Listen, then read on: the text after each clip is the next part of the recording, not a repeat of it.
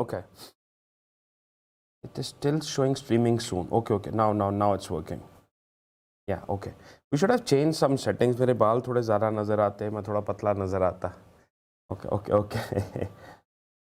Right. Good evening, Ji. Good evening, everyone. Good evening, everyone. I hope I'm audible. I hope I'm visible. Anyone, please? I hope I'm audible. Hello, Ji. Dr. Shubham Ji. Hello, Ji. I hope I'm audible. I hope I'm audible. Dr. Keval Ji. Dr. Vipin Ji. I'm just checking whether there is any kind of lag or not. Good evening, Ji.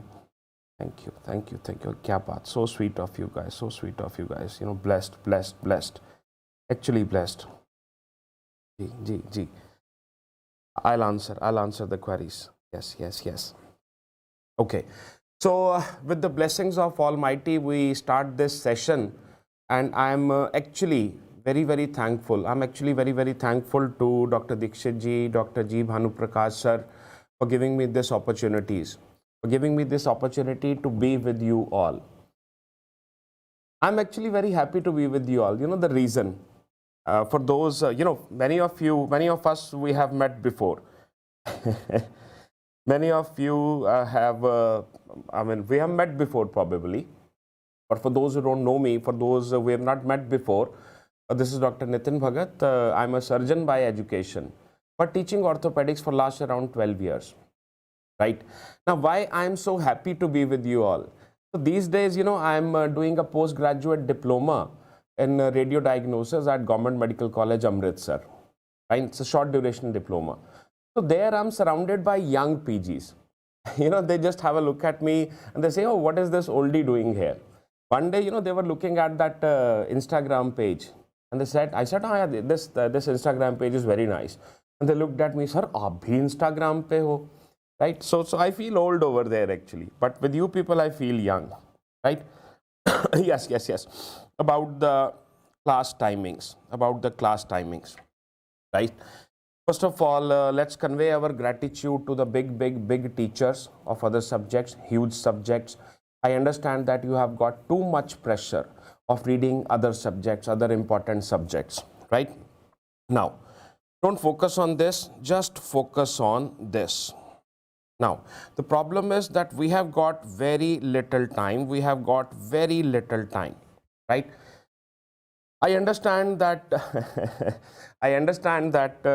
you have got very less time. So we will try to cover everything. We'll try to cover everything in around 4 hours. And after 2 hours, I have to take a short break, like 10-15 minutes break we will take. Now, for those who have read from me, there is a common criticism that sir goes too deep into the things and the classes take really long time. Now, just to keep the class timing short, what I'll do is I've already written some of the things. So I have to just write a few things here and there, right? So I'll try to cover as much as possible in as little time.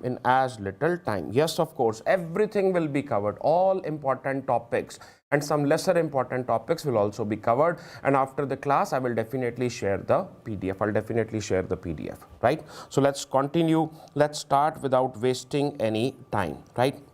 Now see here. First, we'll start with the basic anatomy. Fine. Okay. No, Dr. Keval Ji. We'll discuss the important things also, everything. The idea is that I've already written some of the things. So that less time is wasted. On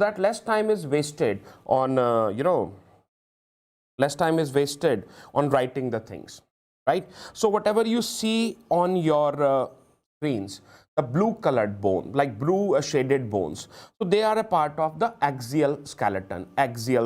How many bones are there? Around 80 bones. And which bones are included? Ossicles are included in the axial skeleton. Hyoid bone is included in the axial skeleton. So the word axial means axis. So these bones are present at the center, of the body. And what is their job? Protection of the internal organ, like ribs, they protect lungs, ribs, they protect spleen, ribs, they protect liver, right? Now, the appendicular skeleton, 126 bones. The pink shaded bones. What is the function? The function is locomotion. The function is locomotion. See here. You see, it is already written, right? We don't have to waste time. So axial skeleton 80 bone, appendicular skeleton 126 bones. So this includes the hyoid bone. This includes the ear ossicle, appendicular skeleton. This includes the clavicle. So these are like PYQs which have been asked, that which bones are a part of which skeleton, right? Now, what is the use of axial skeleton? Weight bearing and protection. Protection of internal organ. Protection of internal organs. Right? And appendicular skeleton is primarily used for locomotion, right? Now, what are the diseases which are common at the axial skeleton? Tuberculosis. Remember, tuberculosis, T11, T12 and L1 vertebra, center of the body. Fine. What are the diseases which are common? Fractures in osteoporosis. Right? What are the diseases which are common in axial skeleton? Right? Tumors, bone tumors, they are common. Bone tumors, they are common in the axial skeleton. Right? Appendicular skeleton. What are the diseases which are common? Osteomyelitis. Right? Traumatic fractures. Remember, what is the most commonly fractured bone? Answer is clavicle. What is the most commonly fractured bone in children? So in children, the most commonly fractured bone is the forearm bone, or the forearm bones. Yes, 110% enough for FMG. Right? Now, what are the different parts of the long bone? But before that, you see, the outer part of any bone is made up of compact bone. So cortical bone, also called as compact bone, it is very, very dense bone. Now, because it is dense, it has got poor vascularity. Now, cancellous bone is the inner part of the bone, and it is less dense. So this is cancellous, and the outer part is cortical. Okay. Now, part of the bone. So at the end, this, we have got epiphysis.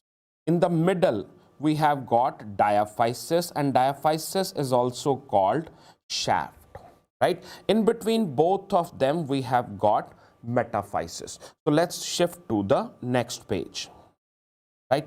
Epiphysis is at the end. What is the disease which is common here? The disease which is common is osteoclastoma. What are the diseases which are common at the diaphysis? Fibrous dysplasia. Ewing sarcoma. Osteoid osteoma. Real action lies at metaphysis. What are the diseases which are common? The diseases which are common are osteomyelitis. Fine. Diseases which are common are osteochondroma.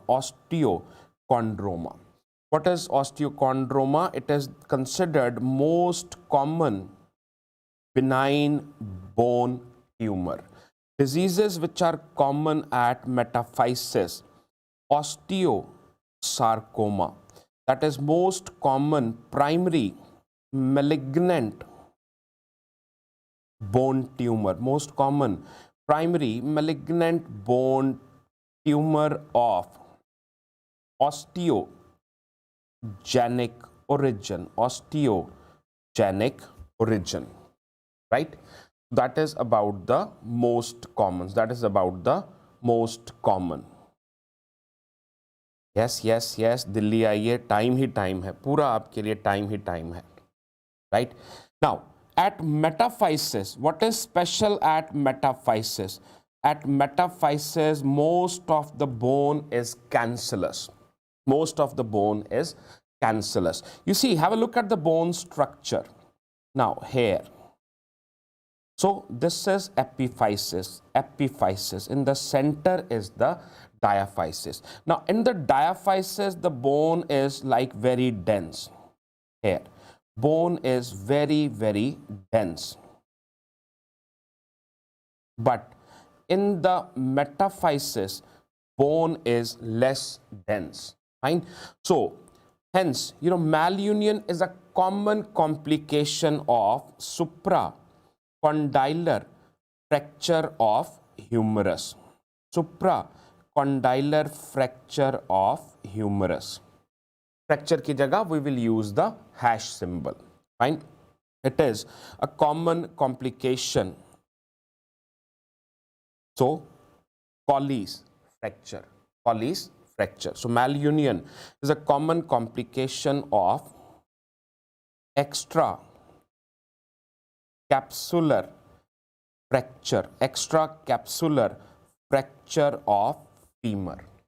So all these fractures, what is common between them? इन तीनों में क्या common है जी? इन तीनों में common ये है कि सारे fracture कहाँ होते हैं? Metaphysis पे. All these fractures, they are common at metaphysis. They are common at metaphysis. Yes, yes, yes, Dr. Sinister ji. I'll explain. I'll explain. Of course. Slow. Okay, ठीक है जी, ठीक. Sure. Right. So what happens is, because you know all these fractures, they are occurring at metaphysis. At metaphysis, what is the problem? That the bone density is very low. Now जहां टूटे वहीं जुड़ गए. Wherever the bone breaks, in whatever the position it is, fusion will occur at that part only. So at metaphysis, bone density is very low. Healing is very rapid. Healing is very rapid. देखो जी क्या explain करें. For example, let's say these are the two bone fragments, 1 and 2, and let's say they are displaced a little bit. Fine. The healing will occur in this position only. So after healing, the bone would be like this. After healing, the bone would be like this, right? This will be the bone after healing. So this will be the bone. So this is a type of malunion. Fracture गलत तरीके से जुड़ गया. Fracture गलत तरीके से जुड़ गया. Yes, of course, Smith also. ये दोनों तो भाई है ना जी, डॉक्टर अब्दुल्ला जी. ये दोनों तो भाई हैं. Colles fracture. Fine. Remember, Colles fracture is going to give you dinner fork deformity, and this is going to give you garden spade deformity. This is going to give you gun stock deformity. मैंने यहाँ पे इसलिए नहीं mention किया. I didn't mention it because all these things, even in today's class, we have to study them in detail. We'll study them in detail. Don't worry. No single point will be missed. That's my promise to you. Right? You people have huge regard for the teacher. I have huge most regards for you guys. Fine. You guys really don't know what you have done for me. Right? So I'll try my level best to give you the best possible. Now, periosteum. The periosteum, it has got two layers, outer fibrous layer and inner cellular layer. Now, it has got stem cell. If need be, they can convert into osteoblast and they will form bone. If need be, they will convert to chondroblast and they will form cartilage. Fine. If need be, they will convert to fibroblast and they will form collagen. Now these stem cells of the periosteum, they help in fracture healing, they help in infection control, they help in tumor management,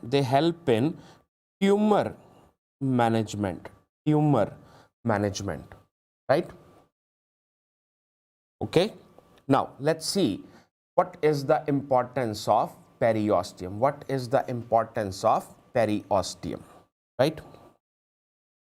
Now see, so periosteum, it is absent over intra-articular part of the bone. Periosteum, it is absent over two things. It is absent over intra-articular, that means part of the bone which is inside the joint, part of the bone which is inside the joint, right?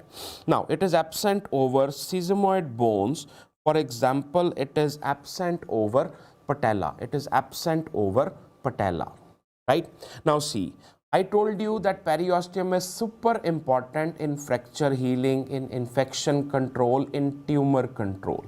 Let's see. Now, so this is proximal femur and this is neck of the femur, right here. So this black line is periosteum. So neck of the femur has got no cellular periosteum.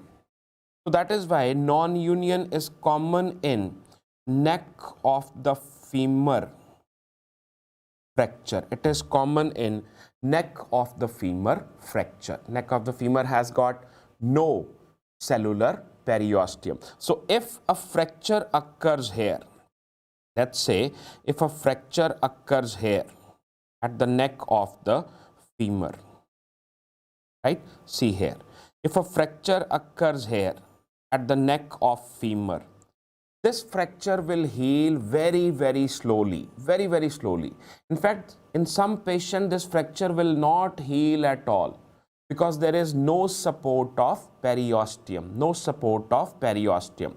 इससे थोड़ा सा ही दूर, slightly far away here, like this, if the fracture occurs here, this is called as extracapsular fracture. Now extracapsular fracture, it heals rapidly. Why? Because you see this fracture is at metaphysis. Bone density is very low. Fracture will heal very rapidly. इतनी कम है bone density, थोड़ा सा calcium आएगा ये fracture भर जाएगा. Fracture ने body को बोलना है कि मालिक थोड़ा सा कैल्शियम दे दो, हमारा काम हो जाएगा. Fine. A little calcium will help in healing of this fracture. But here, neck of the femur fracture, no help is coming from the periosteum because the periosteum is not there at all. Periosteum है ही नहीं, कहाँ से help करेगी?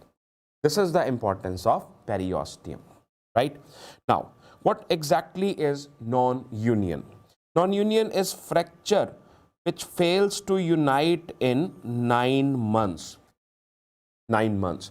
9 महीने हो गए, fracture ही नहीं जुड़ा, 9 महीने में तो बेबी हो जाए पूरा, right?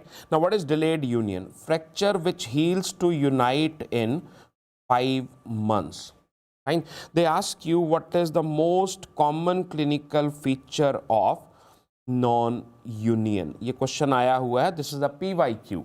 What is the most common clinical feature of non-union? That is tenderness. Tenderness is the most common clinical feature of non-union. Is the most common clinical feature of non-union. Right? We'll move forward. Now, these are the common bones. These are the common bones where non-union of the fracture occurs. इन्हीं bone पे अगर fracture हुआ तो non union होकर रहेगा. निमोनिकस फ्लट्स. Fine. आप words को, alphabet को थोड़ा इधर उधर कर लो, अच्छा निमोनिक बन के निकलेगा. लाइव क्लास है, मैं सारी चीज़ें नहीं बोल सकता. Right? Okay. So C, femur neck, poor vascularity. Lateral condyle of humerus, there is muscle pull. Lower third of ulna, poor vascularity. Fine. That is the same for talus. That is the same for tibia. And scaphoid also poor vascularity. So these are the bones where you see the non-union of fracture is very, very common. Non-union of fracture is very, very common, right? Okay. Now, what do you get to see over here? क्या कोई मुझे देख के बता सकता है what is this X-ray showing you? What is this X-ray showing you? What do you think this X-ray looks like? Now, this is a post, it's a complication, fracture complication. कोई आप में से मुझे बता सकता है? Please, can some of you please tell me what is this? What exactly is this complication? Anyone?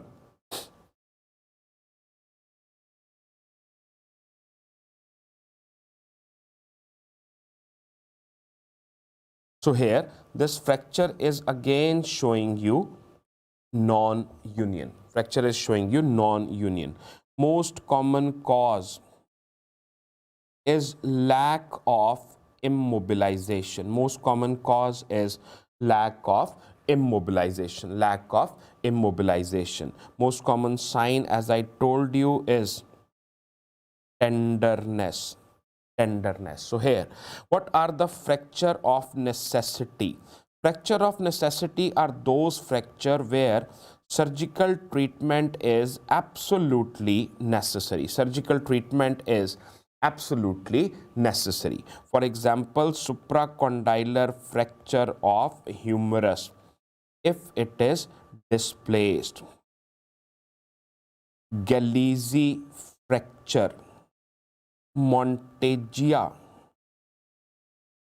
fracture, Galeazzi fracture and Monteggia fracture. Lateral condyle of humerus fracture, lateral condyle of humerus fracture. Now these are some of the fracture, some of the fractures of necessity, some of the fracture of necessity. For those of you who want to go a little deep, fine, you see here, macro movement,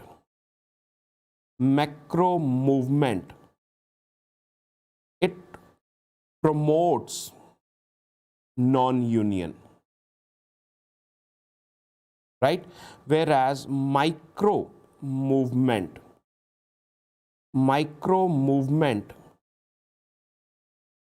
it promotes union. Micro movement. So you move a little bit. Let's say there is a fracture in the humerus. You move the humerus a little bit, blood supply will increase. But if you move it like this, fracture will not unite. So macro movement will cause non-union. Micro movement will definitely cause union, will definitely increase the speed of fracture union. Okay. Now, then the next complication of a fracture which we have to read is avascular necrosis. Bones where the avascular necrosis is common. Bones where the avascular necrosis is common. So as you can see, what is this image showing you? This image is showing you scaphoid avascular necrosis, which is common in the proximal pole, avascular necrosis of the scaphoid. So these are the bones where avascular necrosis is common. Avascular necrosis is common, right? Again, this is just a one-liner, right? We'll move to the next thing. Now these are the causes. These are the causes of avascular necrosis. So there is a mnemonic which you can remember, STARS. So steroid overuse, trauma, fine. For example, neck of femur fracture, alcohol overuse, radiation and sickle cell disease. What is the problem with sickle cell disease? With sickle cell disease, there is poor blood flow. Okay. Now, you see, I have to cover the entire subject in around 4 hours. There is no time limit, but I want to keep it short and crisp for you. So I'm moving at my own pace. If you cannot understand anything, please don't hesitate to tell me, to explain, to repeat. Please, I'm always there for you. Please do let me know, right? Now here, something called as pseudo arthrosis. Pseudo arthrosis. You have to answer 2 questions. Okay, first just answer one. What is the most common cause? Pseudo arthrosis is creation of false joint. Creation of false joint after fracture. What is the most common cause? Answer please. Anyone? What is the most common cause and what is the most common association? Anyone? What is the most common cause of pseudoarthrosis? क्या बात नाराज हो गए क्या सारे? कोई जवाब नहीं दे रहा?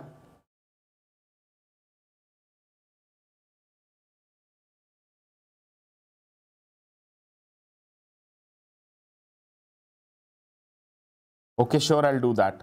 Dr. Amit ji, I'll do that. No no no no no, देखो यहीं पे आप गलती करते हैं. डॉक्टर अजीज जी, आप दिल्ली जाएंगे, आप दिल्ली जाएंगे, अपना सर्टिफिकेट कलेक्ट करेंगे, अगले साल फिर दिल्ली आएंगे, ऑर्थोपेडिक्स में ही पीजी उठाएंगे. Anyone? So most common cause is idiopathic. जो चीज आपको नहीं पता, दुनिया भर के बड़े बड़े डॉक्टर्स को भी नहीं पता, right? So pseudoarthrosis, most common cause is idiopathic. What is the most common association? Neurofibromatosis type 1 is the most common association, is the most common association, right? We'll go a little forward now. We will start with the metabolic disorder, and the first thing which we are going to study is rickets. Rickets.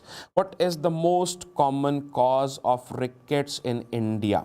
You see, India is a poor country, so most common cause is nutritional deficiency of calcium and vitamin D. What is the source of vitamin D? Sunlight. वो हमारे यहाँ खुले में मिलती है, right? And diet हमारे यहाँ पे poor है. Now, what we do is we make our own vitamin D. And what is that? Cholecalciferol by UVB rays. कैसे याद रखना है? UVA rays, they cause aging. UVB rays, they build bones. And if we get too much of UVB rays, we get sunburns. We get sunburns. We get sunburns. Okay. Now from diet what we get is ergocalciferol. Ergocalciferol. They both are practically useless because they are not metabolically active. ये दोनों metabolically active नहीं है. They are not useless. मान लीजिए आपने रोटी खानी है, बाजार से आटा ले आए, कोई फायदा तो है नहीं उस आटे का. आटे को फक्की मार के थोड़ी ना खाओगे. Then first आपको you'll have to knead the dough, then you'll have to roll the chapatis, fine, bake the chapatis. Same way, this cholecalciferol is inactive, ergocalciferol is inactive. It will go multiple level of processing, right? So liver processing. Liver will do the processing and liver will convert it into calcidiol. अगर बिना processing के सब कुछ चल जाता तो हमारे जैसे लोग तो अंगूर ही खाते रहते हैं हर समय कि अंगूर खा लो, अंदर जाके शायद कुछ और बन जाए अंगूरों से, right? Now kidney processing, kidney will do the processing and it will convert into calcitriol. Now calcitriol is metabolically active. Metabolically active. क्या डॉक्टर केवल जी? अब रशिया जाते तो मन करता आलू ही खाते जाओ, शायद कुछ और बन जाए. Fine. Now the clinical features are soft bones. Now comes the PYQs here. Now craniotapes. Why craniotapes is important? Because this is earliest clinical feature seen in rickets. Fine. Now this is also called as ping pong skull, also called as ping pong skull. Wait, just give me a second. Just give me 1 second.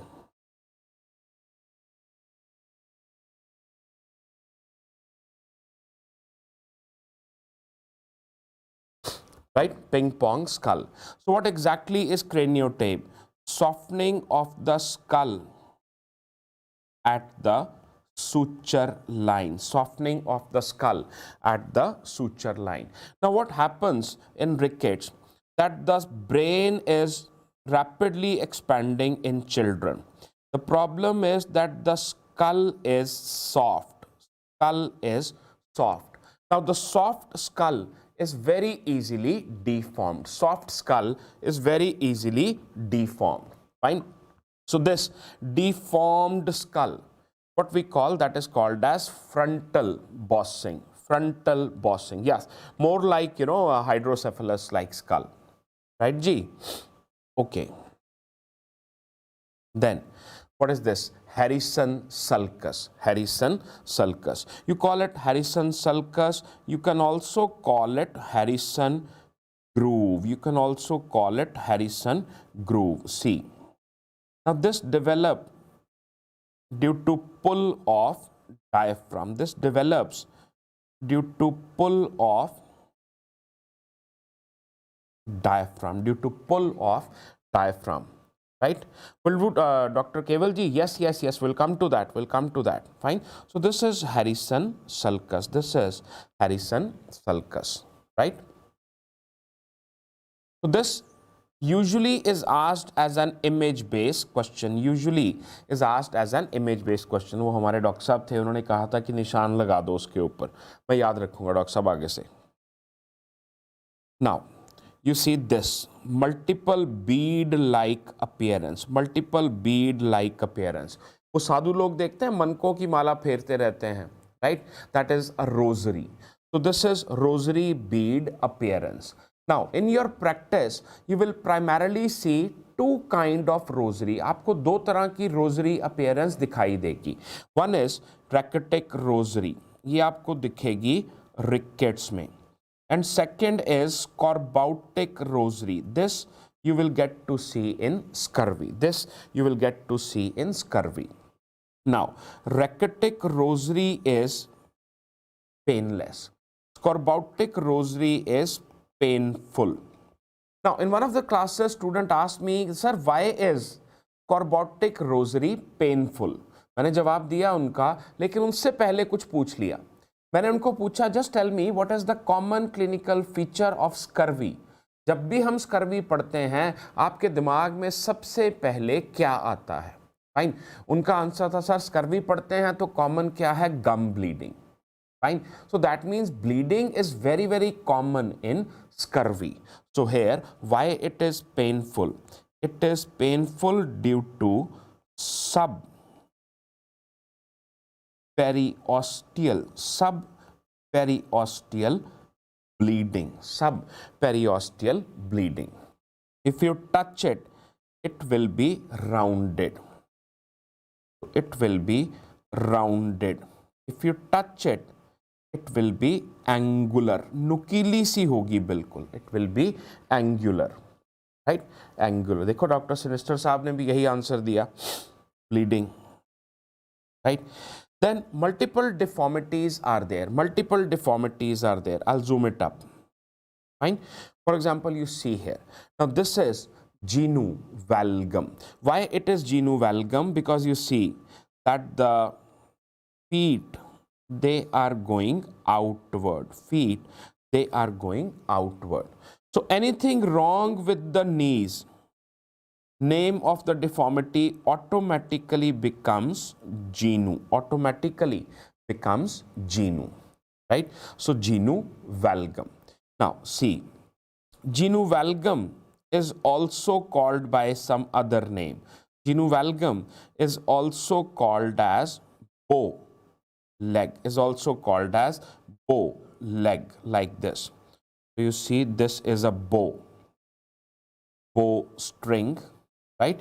And then an arrow. So genu valgum is also called as bow leg. Fine. And here, now you see again the feet, they are going inward. The part of the body distal to the knees क्या है? पैर, और वो जा रहे हैं अंदर की ओर. So now your patient is developing genu varum. And if you see correctly, there is an O forming. So it is said that genu varum is common in osteoarthritis, and genu valgum, it is common in rheumatoid arthritis. Now have a look at this unfortunate child.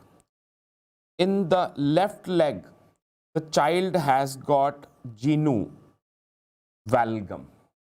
In the right leg, the child has got genu varum. The child has got genu varum. ऐसा लगता है जैसे इधर से हवा आई और बच्चे के पैर बहा के ले गई. As if the wind came from this direction and feet of the child moved in the opposite direction.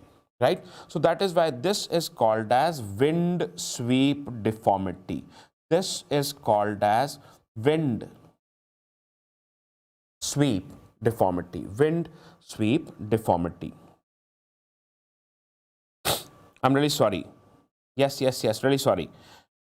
Total my bad. So yes. I'm really sorry, buddies. Thank you so much for correcting me.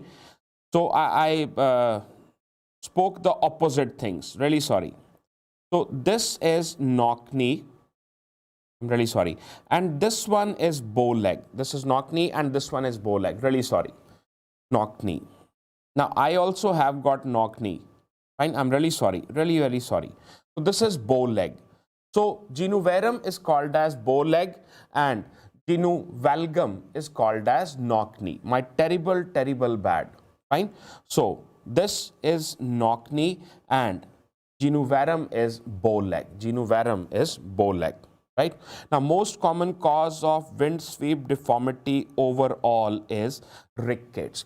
But most common cause of wind sweep deformity in adults is rheumatoid arthritis. In adult, it is rheumatoid arthritis.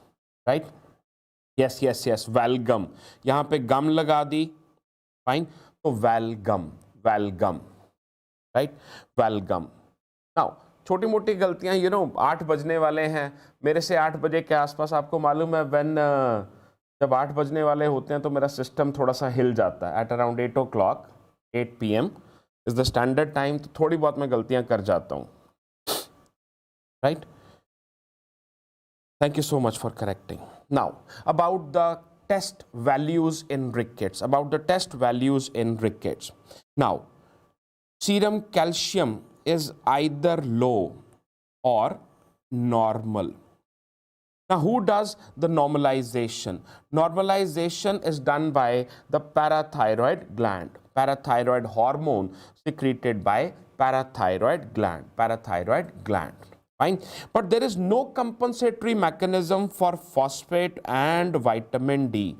So phosphate and vitamin D levels, they remain low. Okay. Now, then alkaline phosphatase levels, they are high. Remember, our patient is a growing child and bones are being formed. So alkaline phosphatase is a marker of bone formation. Now, if alkaline phosphatase is a marker of bone formation, what is the marker of bone resorption?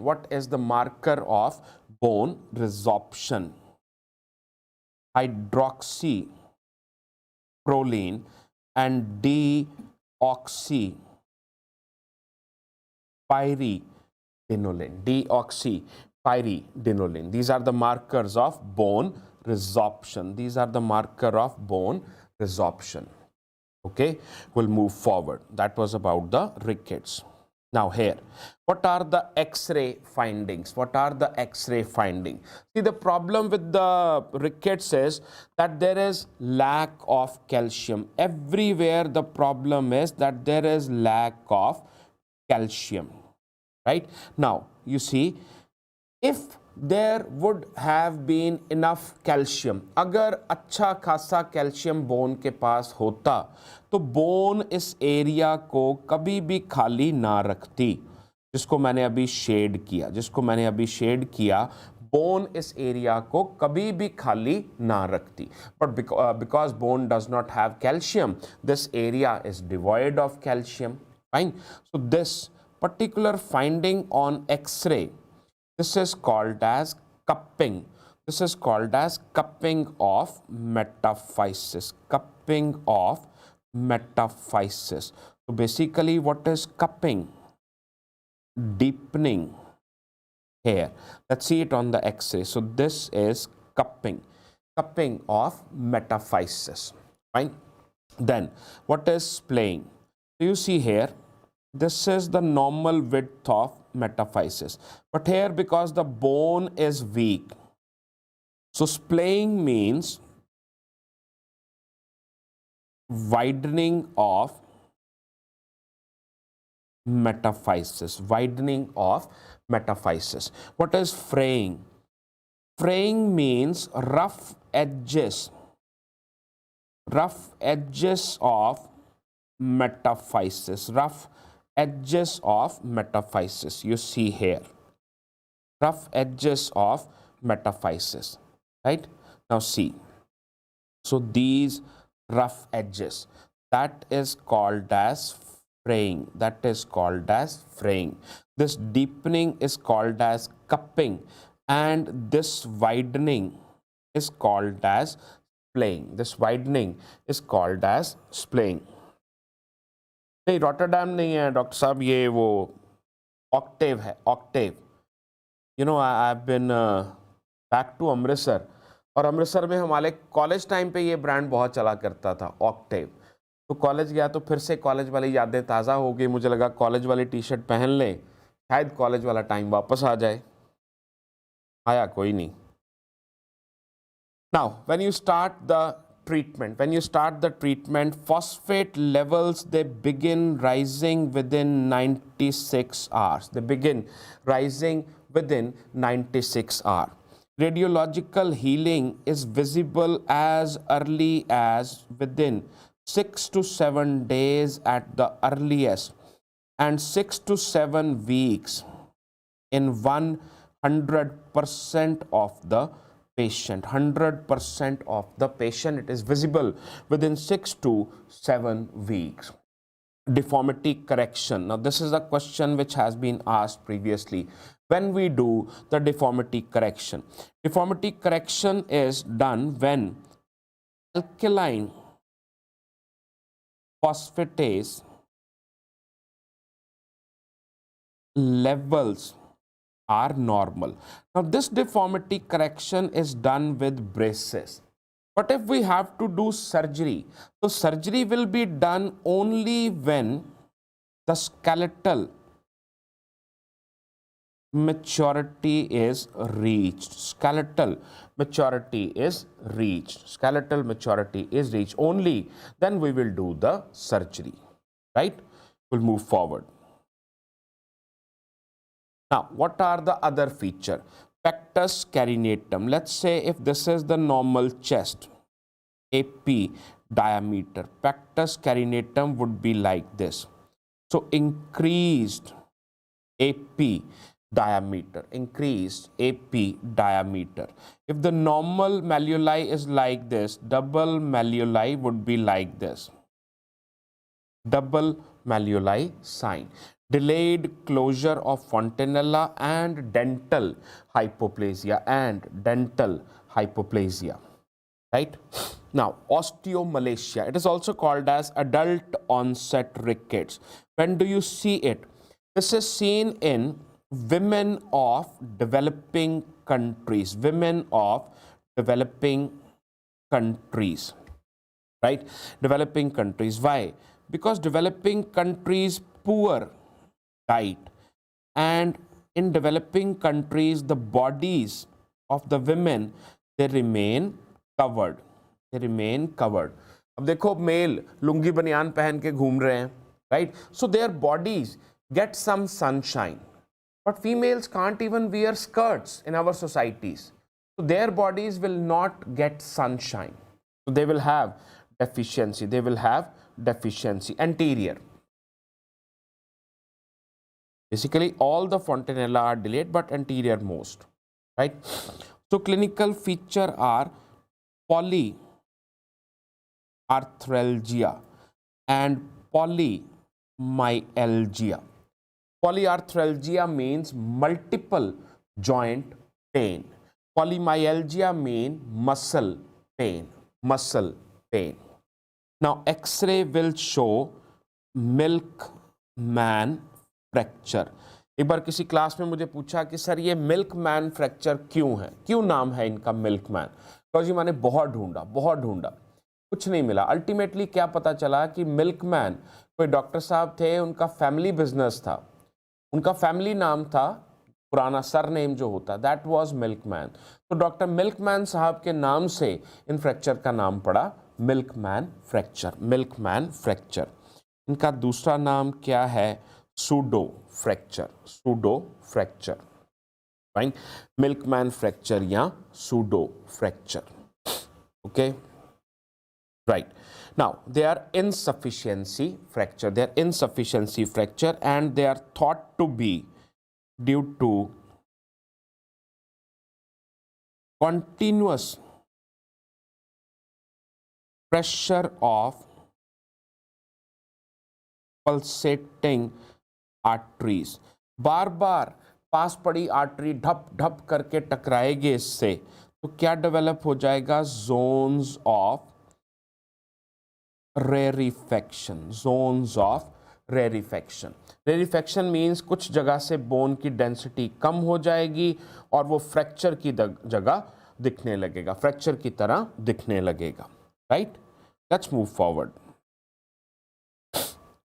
The most common site lower limb, और ये कहाँ नजर आते हैं?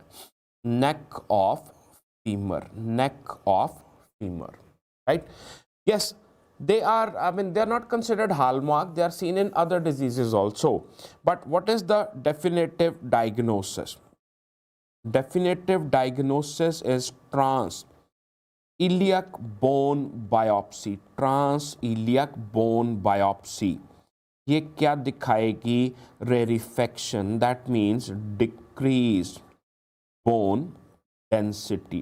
Decreased bone density. Now I forgot what kind of pelvis we get to see. So the pelvis we get to see is triradiate pelvis. Tri, ऐसे triangle की तरह नजर आएगा, triradiate pelvis. अब इजी क्वेश्चन पूछना है एग्जामिनर तो triradiate pelvis. Difficult question पूछना तो rather than triradiate he will write as Ortho pelvis. Triradiate pelvis, Ortho pelvis. Pseudo fracture versus fracture. Dr. Stark, cortex will be broken. Cortex will be broken in a complete fracture, in a real fracture.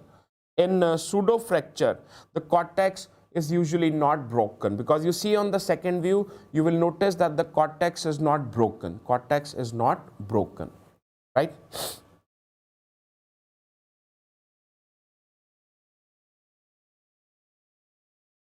Now, scurvy, it is also known as Barlow disease. It occurs due to deficiency of vitamin C. Deficiency of vitamin C. Now, it is seen in young children and elderly. Why?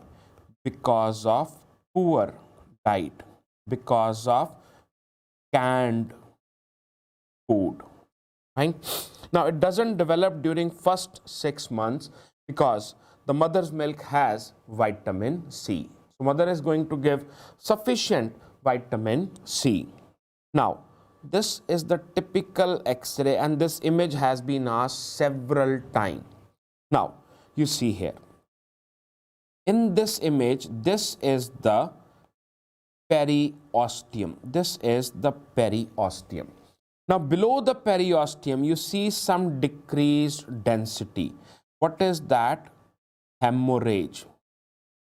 Hemorrhage means bleeding, collection of blood, hematoma, right? And then you see here, this dark zone. This dark zone is called tremor felt zone, tremor felt zone. And then this is zone of Frankel. This is zone of Frankel. Now this is epiphysis, this is metaphysis. Around the epiphysis you see white colored zone of calcification. That is called as Wimberger ring sign. अगली page पे ये सारा कुछ लिखा हुआ. Wimberger ring sign. It is seen around epiphysis. It is seen around epiphysis. Many of the students are confused, sir, how to differentiate between healing rickets and scurvy. Between healing rickets and scurvy. So healing rickets, you will get to see line of Frankel. Scurvy, you will get to see line of Frankel. But in scurvy, you will get to see white line around the epiphysis also. Wimberger ring sign. Wimberger ring sign. And then you will see sharp edges at metaphysis. What are they called? They are called as Falcon spur. They are called as Falcon spur. Right? ये सारा आगे लिखा हुआ है. See. So what you get to see here? Pencil thin cortex. Then white line of Frankel, that is zone of calcification. Zone of calcification. Tremor felt zone. Transverse lucent band in the metaphysis. So they appear dark black. They appear dark black. Wimberger ring sign. So Wimberger's ring sign is zone around epiphysis. Is zone around epiphysis. Fine. Now this appears white. This appear white. Falcon spur is metaphyseal spur. Metaphyseal spur. Now this occurs due to micro fracture. This occurs due to micro fractures. Micro fractures. Right? Let's move forward. Fibrous dysplasia. Fibrous dysplasia. What happens in fibrous dysplasia? Failure of the bone to form mature lamellar bone. That means, technically speaking, bone is immature. Bone is immature. Fine. We say the bone is woven. Right? Now, sporadic, but it may be associated with McCune-Albright syndrome. McCune-Albright syndrome. Now, monoostic. Monoostic means single bone is involved. Now, in this, ribs are commonly involved. Whereas polyostic, what is the most common bone? Femur. And which region is commonly involved? Diaphysis and metaphysis. What do they ask here?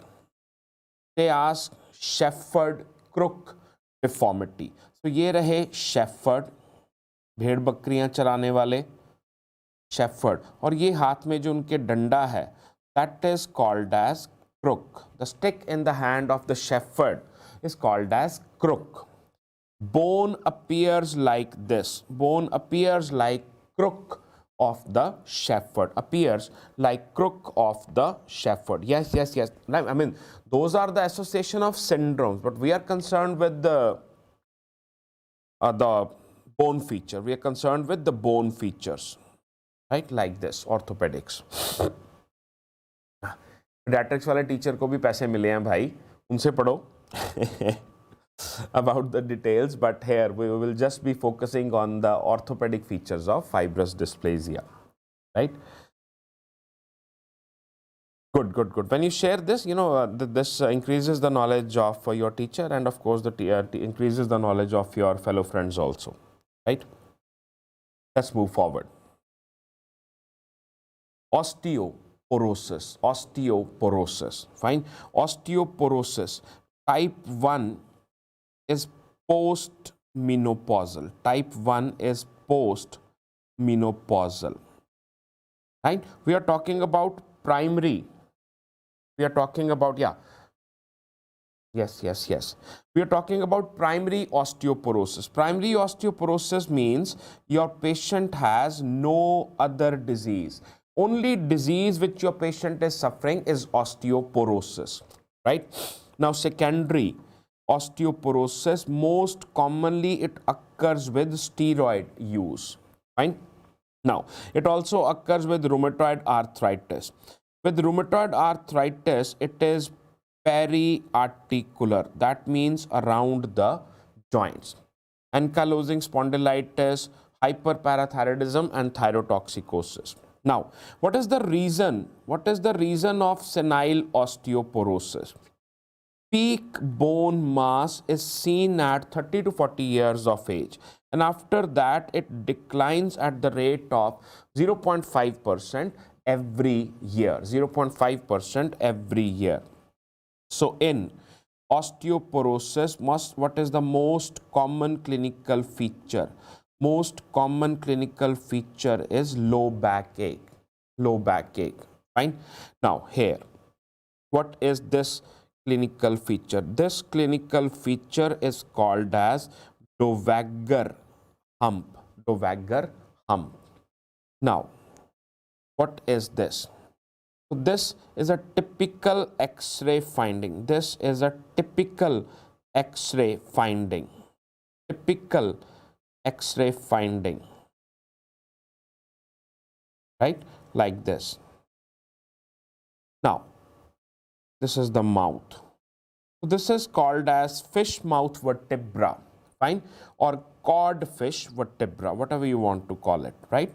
So this is fish mouth vertebra or cod fish vertebra appearance. So this is seen when 30 to 40% of the bone mass is lost. So we need a better investigation. We need a better investigation. What is that? DEXA scan, dual energy X-ray absorptiometry, right? Now here, what do we measure? We measure bone mineral density at the pelvis and lumbosacral spine, pelvis and the lumbosacral spine. Now, when bone mineral density of your patient is compared with race and gender matched younger individual, what do we get? We get something called as T-score. When bone mineral density is compared with race, age, and gender matched individual, what do we get? Z score or Z score. See, dear doctors, T stands for teacher. When you compare the bone mineral density of an old teacher with a young student, you get T score. Z score, A, B, C, D, E, F. When you read ABC, Z comes at the end. In the end, everyone is equal. You are playing chess. रानी बहुत powerful, राजा बहुत powerful. जब खत्म हुई chess, सारे एक डब्बे में बंद. So in the end, everything is equal. So in the Z score, race, age, and gender, everything is equal.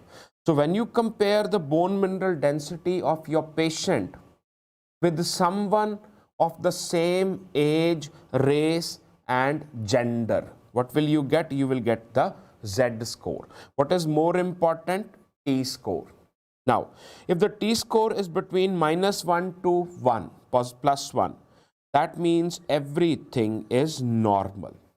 The T-score is between -1 to -2.5.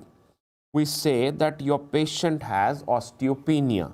Now, if it is between -2.5 to -4, we say that our patient has osteoporosis. Our patient has osteoporosis. Yes, yes, yes. So, fracture in osteoporosis, they are called as fragility fracture. They are called as fragility fracture. Now, where are they common? They are common in the dorsolumbar spine. Fine. Then they are common at neck of femur, and then they are common at the wrist joint. Then they are common at the wrist joint. They are called as fragility fracture. Fragile matlab easily breakable. The one which can break easily, right? Okay, what is the treatment? So you see here, up to this, these are the drugs which inhibit osteoclast, and this is the drug which increases the activity of osteoblast, and this one is a dual action drug. Now, what are the drugs which decrease the density of osteoclast? So, osteoclast are those cells which resorb the bone, which destroy the bone. So, bisphosphonate, alendronate, risperidone. Fine. Now, they are to be had once a week. Ibandronate once a month. Zoledronic acid once a year. Estrogen given as a part of hormone replacement therapy. Selective estrogen receptor modulator like tamoxifen. Calcitonin. So calcitonin is considered anti-hormone to parathyroid hormone. What does it do? It shifts calcium from blood to the bones. Denosumab, it is a monoclonal antibody against osteoclast. Teriparatide. Now, what is teriparatide? Teriparatide is synthetic parathyroid hormone. Now, at low doses, it stimulates bone formation. At high doses, it does the opposite. It stimulates bone resorption. Strontium granulate, it's a dual action, but still not used because this is nephrotoxic. Comments नहीं दिख रहे हैं? Doctor साहब हैं हमारे पूजा दास जी, वो कह रहे हैं कि कमेंट्स नहीं दिख रहे. Bisphosphonates are used, let's say, if there is like severe osteoporosis. Yes. Now,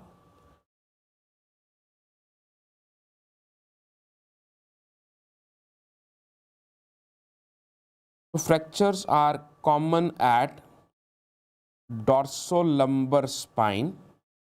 They are common at neck of femur. किसी ने कोई वो गुस्से में कुछ लिख तो नहीं दिया था, कमेंट्स डिसेबल हो गए हो?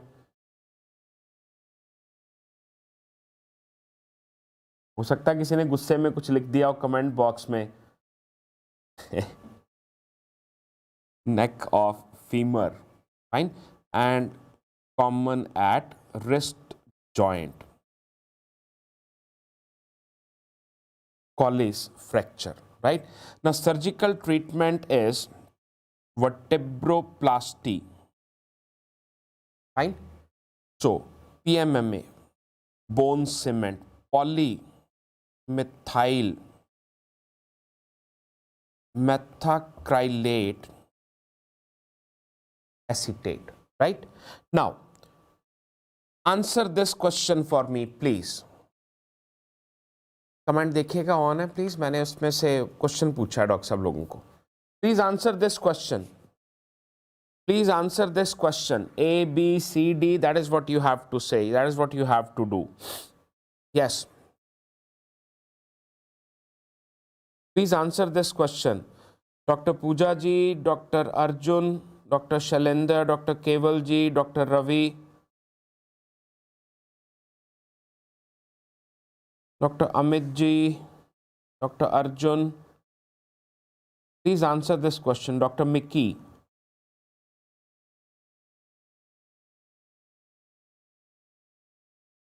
Try. See, because I wanted to save some time, so the important thing I have written in the red line. I've written in the red line. One thing, never trust the examiner. Never trust the examiner. Now answer.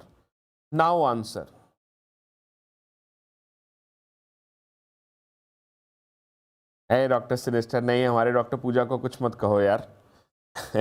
Now the answer is medicine related acute osteonecrosis of the jaw. So this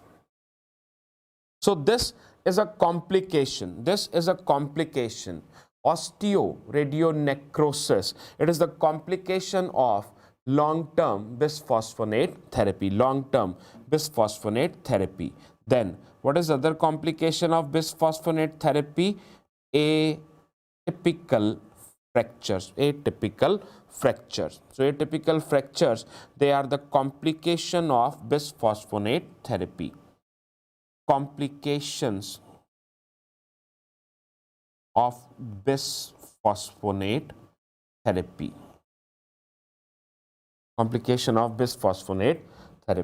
Right? Okay, let's move forward. अरे आपस में मत लड़ने बैठ जाना अभी. Osteogenesis imperfecta. This is also known as brittle bone disease. Now there is defect in the collagen type 1. Fine. So any structure having collagen type 1 is defective. What is the defect? Col 1A1, Col 1A2. And how is this transmitted? Autosomal dominant. Right? Defective gene. Okay, there was space. I'm sorry. Col 1A1, Col 1A2. Now, what are the clinical feature? Hyperlaxity. That means loose ligaments. Fine. Blue or gray sclera. Multiple fractures, but healing at normal rate. In one of the classes, a student asked me that, sir, why the fractures heal at normal rate? I said, what is the problem in osteogenesis imperfecta? Bones formed are defective. Okay. Now, when the fracture occurs, healing occurs, the bone which is formed is still defective. Fine. Bone which is formed is still defective. Read my statement again. Fractures heal at normal rate. So the prominent word is rate. उनको नहीं समझ में आया. मैंने उनको बोला देखो जी खाना बनाते हैं घर पे मैं और मेरी वाइफ. तो मेरी वाइफ ने खाना बनाया, मान लो मैंने खाना बनाया. राइट? वो अच्छा खाना बनाती है, मैं खराब खाना बनाता हूँ. राइट। तो किसी दिन अगर खाना बनाना है, मैं भी खाना बनाऊंगा, वो भी खाना बनाएंगे, सेम स्पीड से खाना बनेगा, उनका अच्छा बनेगा, मेरा खराब बनेगा, स्पीड में कोई अंतर नहीं, क्वालिटी में अंतर हो सकता है। तो here the bone formed is bad, but it will form at the same speed. So fracture they will heal at the same rate, right? Normal rate. Treatment is bisphosphonate and the surgical treatment is Sofield Miller osteotomy. Now this is called as Sikh kebab osteotomy. Sikh kebab osteotomy. Sikh kebab osteotomy, right? Now, osteoporosis, also called as marble bone disease. Marble bone disease. So here there is no bone resorption. No bone resorption. Old bone keeps on accumulating. Old bone keeps on accumulating. पुरानी bone destroy नहीं होगी, इकट्ठी होती रहेगी, right? Now, what do we get to see? This is the finding which we get to see on X-ray. Endobone appearance. Endobone appearance. Endobone को हम लोग क्या बुलाते हैं? Endobone is also called as bone within bone. Bone within bone. It is also called as sandwich vertebra. Sandwich vertebra. Right? Now this Erlin Mayer flask deformity. Erlin Mayer flask deformity. So see here, the lower end of the bone, it appears like a flask. Which flask?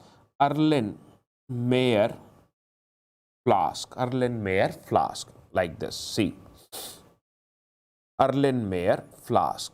The lower end of the bone, it appears like Erlin Mayer flask. Erlin Mayer flask deformity, right? Now, treatment here is stem cell transplantation, right? Let's move forward. Paget disease, also called as osteitis deformans. Osteitis deformans, right? Now, Paget disease, what kind of mutation is there? SQSTM1. And what kind of virus? Epstein-Barr virus, right? So, broad term will be Coxsackie virus, right? The common bones affected are femur, pelvis and tibia. Now, the disease passes through three phases: lytic, blastic and sclerotic. So, in lytic phase, osteoclasts are hyperactive. In blastic phase, osteoblasts are hyperactive, and sclerotic phase is late inactive phase. Male-female ratio is equal. Most common age, it is seen at more than 50 years of age. Clinical feature. Most common clinical feature is bone pain. Bone pain, right? Headache also occurs. Hearing loss. Now this is a mnemonic pain, right? We'll see each one of this. So cranial nerve palsy commonly occurs and it affects these nerves: 2nd, 5th, 7th and 8th cranial nerve. Vascular steel syndrome. So thick skull bones, they demand more blood. Thick skull bones, they demand more blood. यहाँ से blood गया, skull में जाना था, brain को जाना था. Less blood goes to the brain and more blood goes to the bones, right? Now what kind of fractures are there? Banana fractures like this. You see, banana fracture. Let's say this is the long axis and this is the type of fracture. You see here, there is a fracture, banana fracture. So you see here, banana fractures. So what kind of fracture are they? They are transverse fracture, transverse fractures, transverse fractures, right? Banana fractures. Okay, now here, these are the clinical features seen during lytic phase, lytic phase. So you see here, this area, there is deficiency of bone, bone is destroyed, bone is destroyed. This sign, it is called as blade of grass sign. Let me erase it and let me zoom it up so that you can see it. Blade of grass sign. Now this is also called as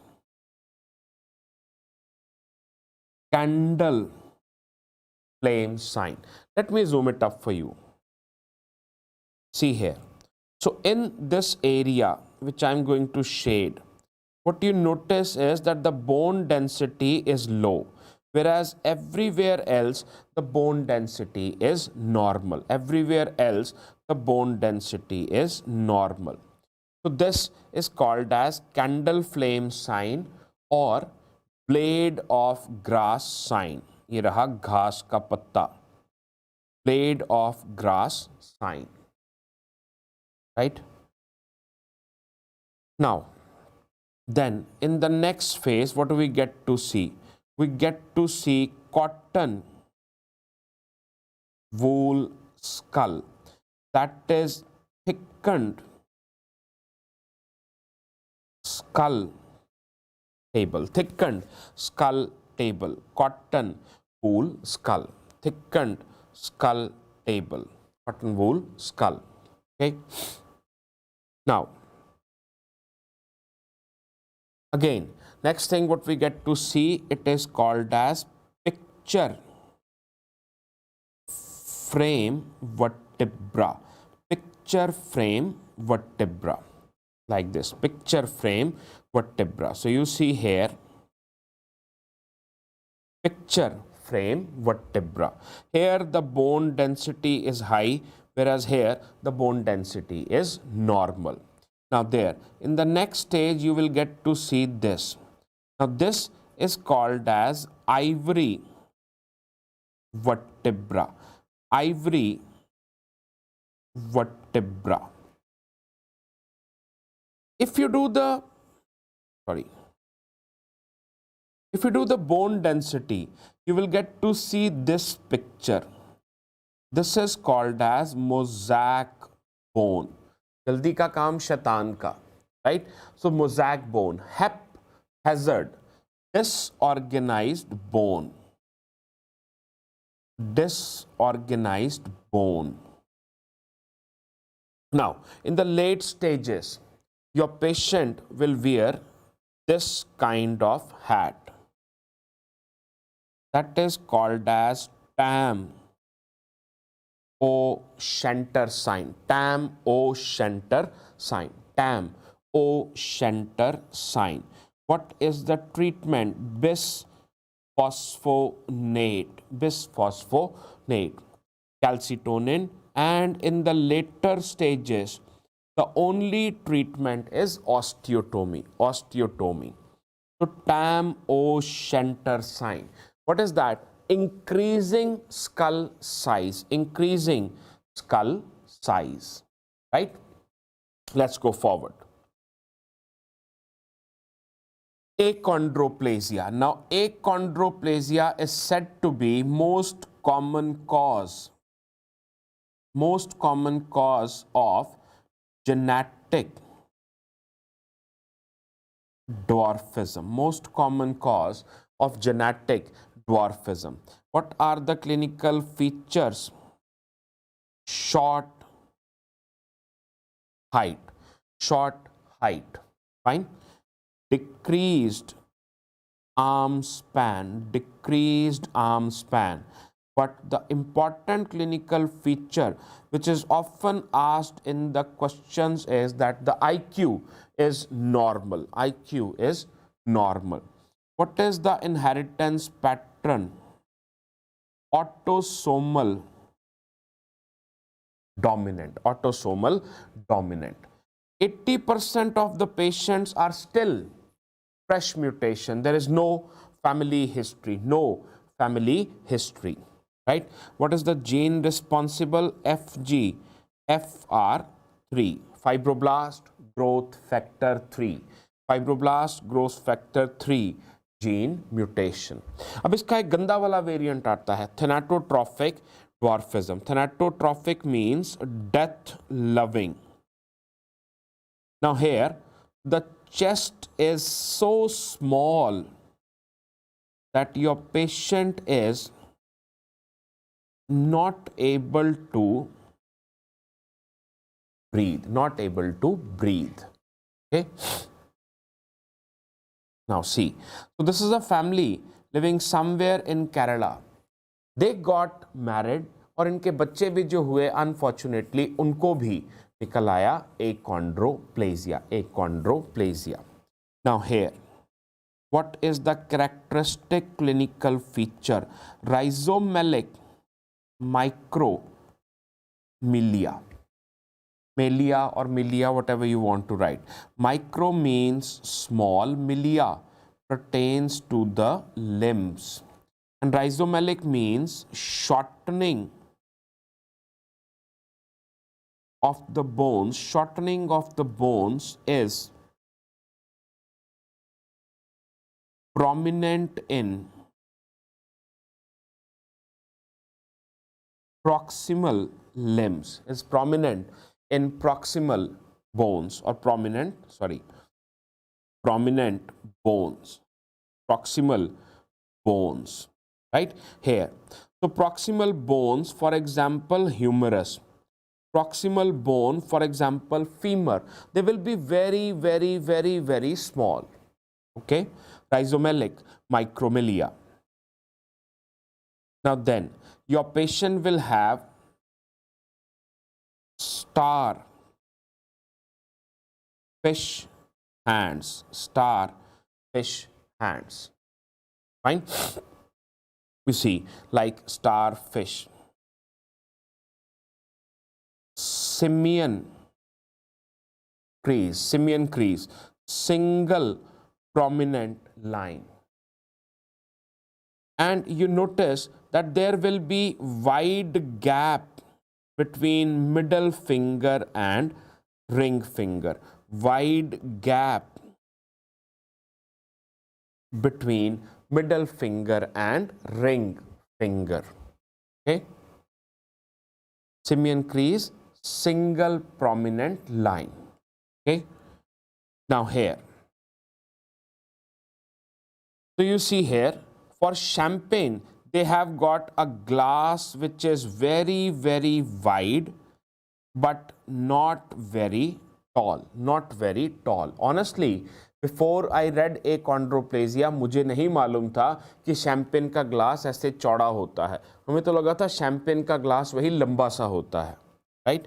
Now here, what kind of pelvis is this? So this is called champagne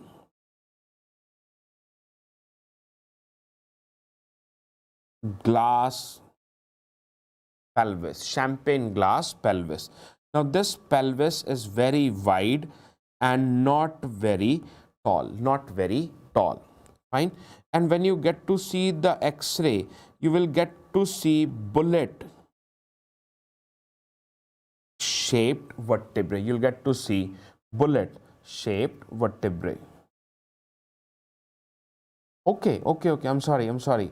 I read it from somewhere that they are from Kerala. Okay. Bullet shaped vertebra. Dr. Fatima ji, okay. Nevertheless, they are living a happy life. They seem quite happy. अच्छी बात है, right? लंबे होके भी किसी ने कोई क्या ही कमा लेना है, right? Now here, what I've done is I've compared all of them, all these things which we read. I've compared all of them in just 2 pages. I've compared all of them in just 2 pages, right? One is this and second is this. Now they are also a part of the PDF. They are also a part of the PDF. So this is for super rapid revision, last minute revision, that in 20-30 seconds you want to revise all of them, okay? Now, we will see some of the important fractures, Make my day and tell me what is the name of this fracture. What is the name of this fracture? What is the name of this fracture? So, if you get to see tibia plateau fracture, fine, and it is a big fracture. This is just as a mnemonic. So B for big, B for bumper fracture, So what happens is bumper fracture. Some car hits your patient's knee from behind and tibia goes outward. So this is caused by valgus force, right? So see, B, big, B, bumper. Now, if you see a small fracture, on tibia, so small fracture is C-gond fracture, So C-gond fracture is associated with lateral collateral ligament injury. It is associated with anterior cruciate ligament injury, right? So S for small, S for C-gond, B for big, B for bumper, right? Now see here. Okay, so where do you get to see fracture in the first image? You see here, right? So if you get to see fracture at C6, C7 and your patient happens to be alive, that is clay shoveler fracture caused by abrupt flexion. And if unfortunately your patient is dead, that is called as undertaker fracture, Dead body is treated with respect, should be treated with respect. Now let's say who are undertakers? Who take the body inside the grave. Undertaker कौन लोग हैं जी? जो dead body को कब्र के अंदर लेके जाते हैं. They handle it very, very gently. But if they don't handle it gently, body will fall and posterior part of the spine will suffer a fracture, C6, C7 fracture. That is called as undertaker fracture. It is a post-mortem finding, right? Now, here, what you see that there is a fracture. So, C2 vertebra, it slips over C3, fine. तो ये fracture कौन सा हुआ जी? This is hangman fracture. Very good. Now tell me, what is this fracture? Anyone? Do you get to see any fracture here? Do you get to see any fracture over here? बताइए जी फटाफट से. कोई fracture दिखाई दे रहा जी? I'll wait for 10, 20, 30 seconds. If you see any fracture.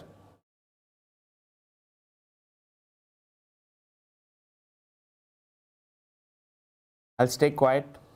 See, this what you get to see. This is C2 vertebra and C1 vertebra के ये टुकड़े हैं. C1. They both have moved. Both have moved. So this is Jefferson fracture. Jefferson fracture. What it is? It is burst fracture. Burst fracture of atlas. Burst fracture of atlas. कैसे नजर आता है? It is seen in open mouth odontoid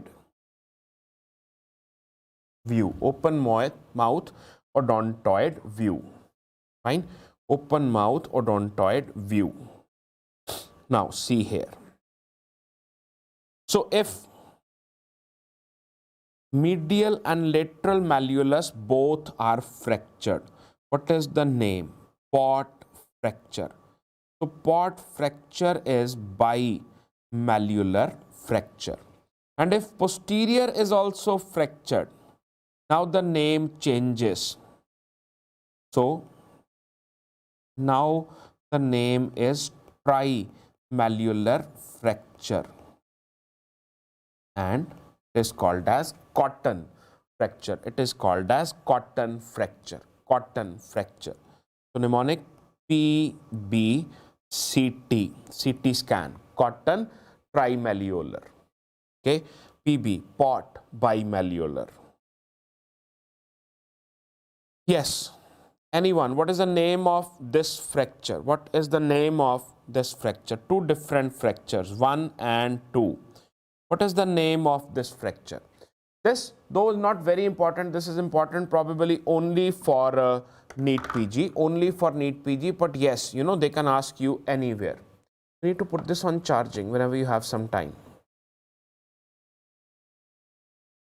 No worries, I'll get a charger after this, don't worry. Yes, anyone? Dr. U1717K Sahab, definitely I'll share, Dr. Sahab, but please tell me your name first. You know, taking your name U171717, ऐसे लगता है वैसे बंदा twisting, you know, dancing, 1717. Now see, these are tarsal bones, right? These are metatarsal bones. So this is your typical Lisfranc dislocation. Lisfranc fracture dislocation. Lisfranc fracture dislocation. Right? Now see, metatarsals. Now here, tarsals. And you see, tarsal bones के आपस के बीच में ही fracture हो गया. So what is this fracture? Transtarsal. Now this kind of fracture is called Chopard fracture. Chopard fracture. Chopard fracture dislocation. Chopard fracture dislocation. Right? So this, what you get to see over here, Chopard fracture dislocation, and this one is Lisfranc fracture dislocation. Okay, let's move forward.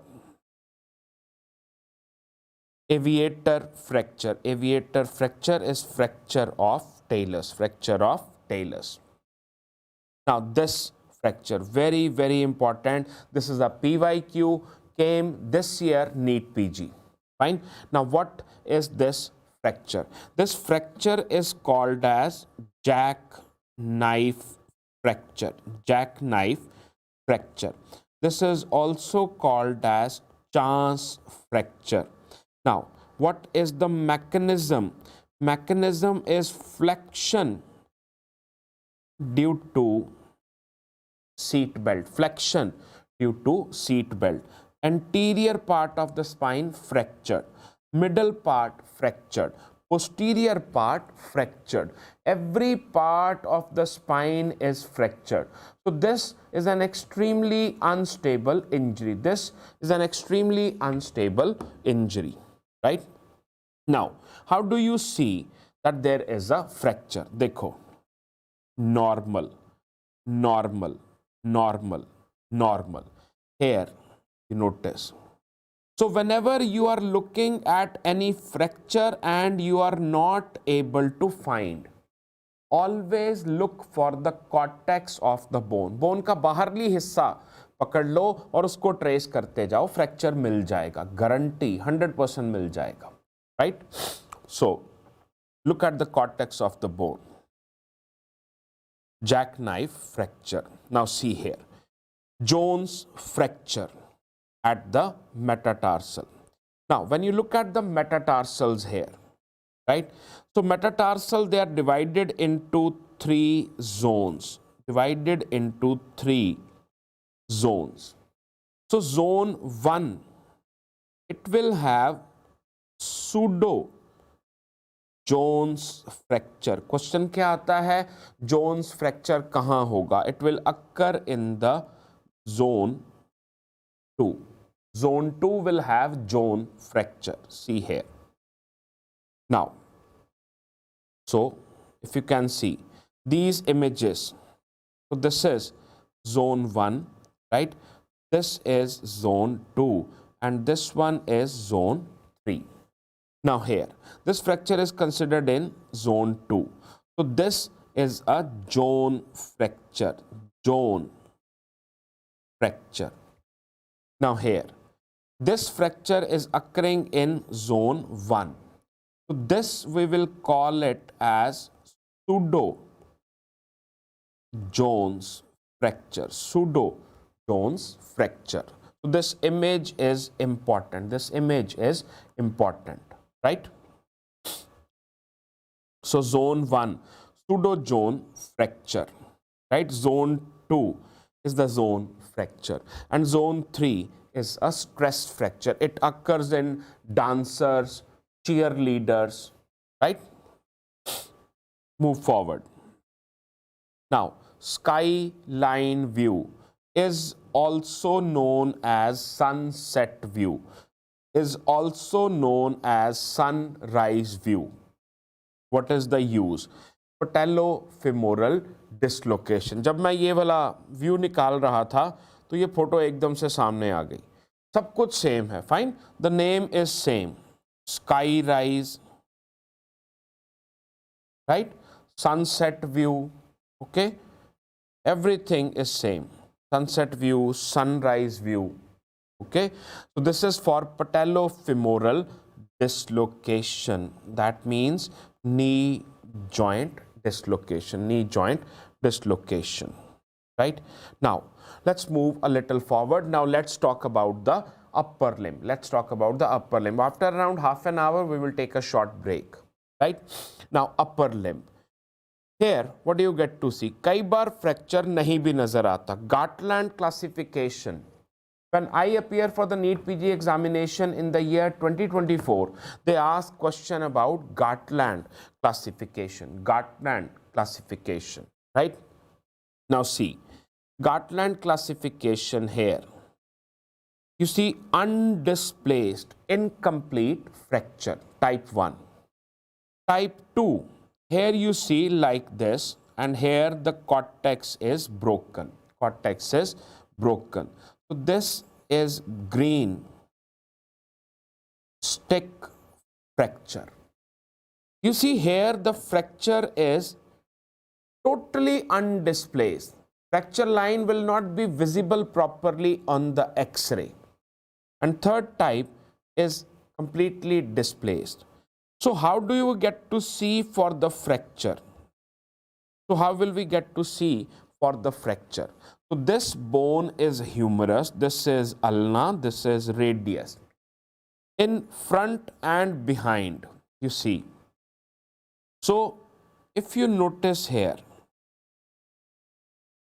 now you see fat pad sign. You see slightly dark area. You see slightly dark area posteriorly. Now this is called as fat pad sign. You see slightly dark area anteriorly. This is called as sail sign. So this is seen in the lower end supracondylar fracture of humerus, incomplete fracture. So in the front you will see sail sign and behind you will see fat pad sign. What is sail? This is the sail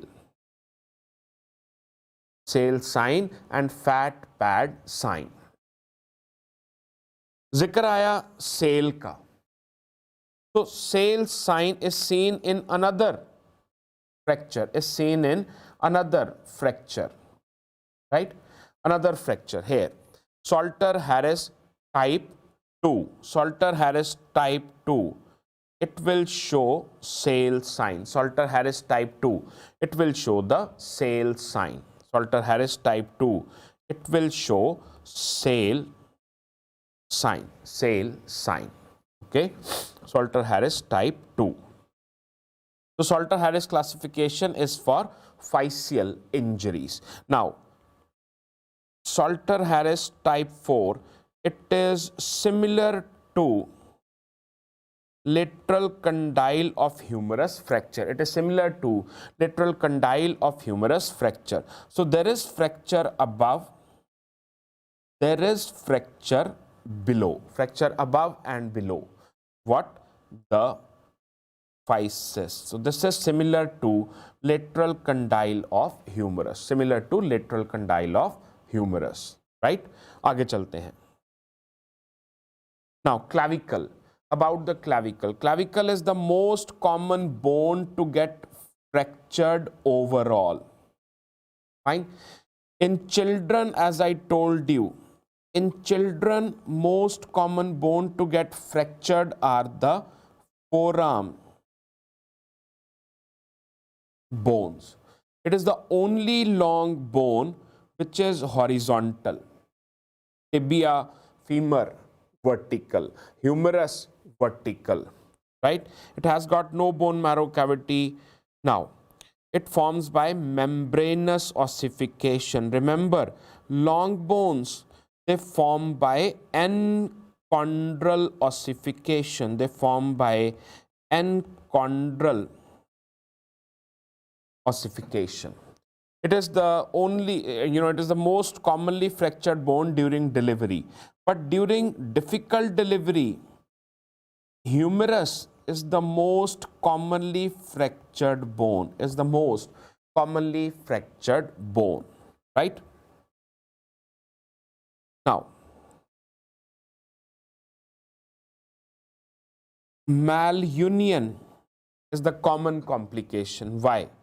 Because you see, outer fragment is pulled down by the gravity, inner fragment is pulled up by the muscles.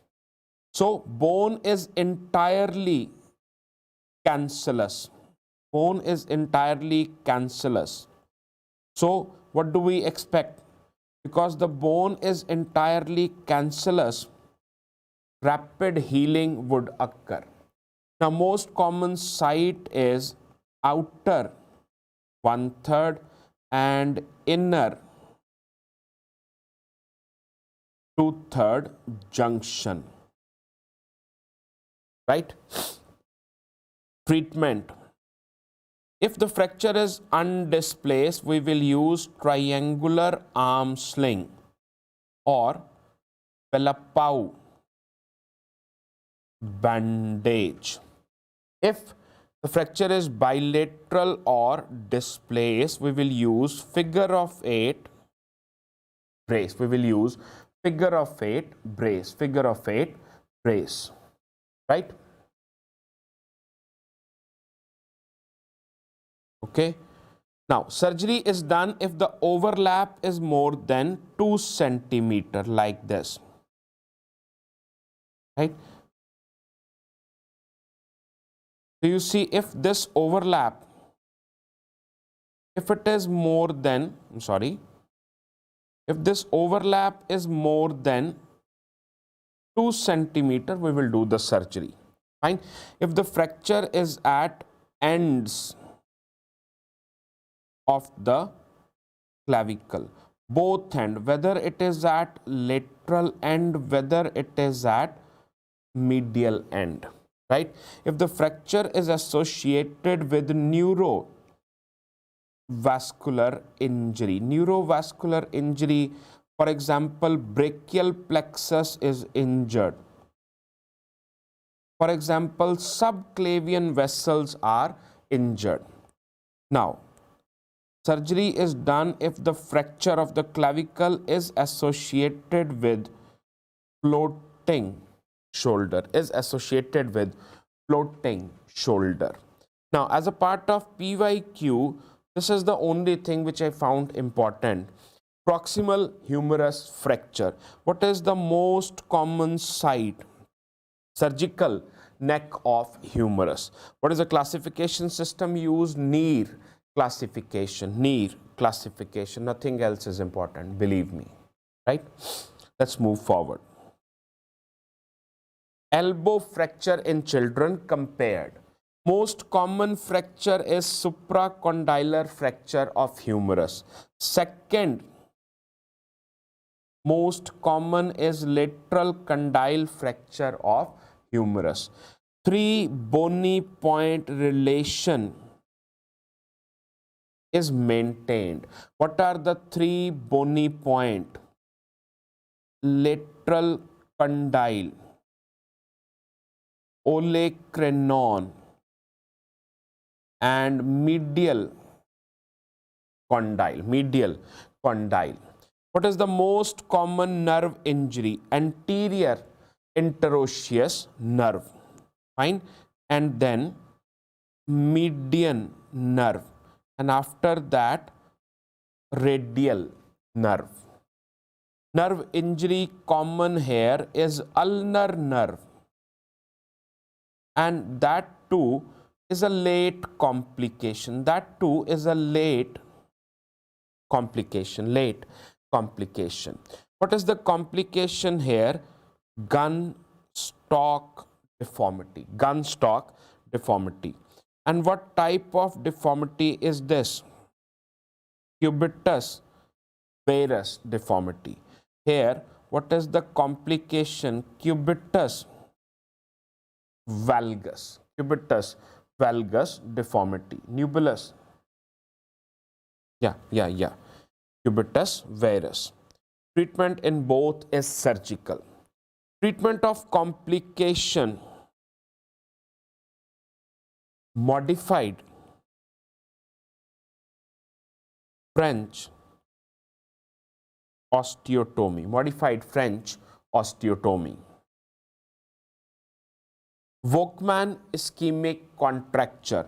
Now this occurs in supracondylar fracture due to brachial artery injury. What is the blood vessel affected? Anterior interosseous artery. First muscle to be affected: flexor digitorum profundus. Now, what is important here? The image. What is the treatment? Turnbuckle splint. What is the surgical treatment? Max Page operation or osteotomy. Okay.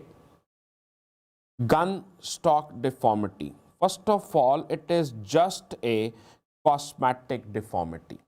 Second, it is a cubitus varus deformity. And what is the treatment?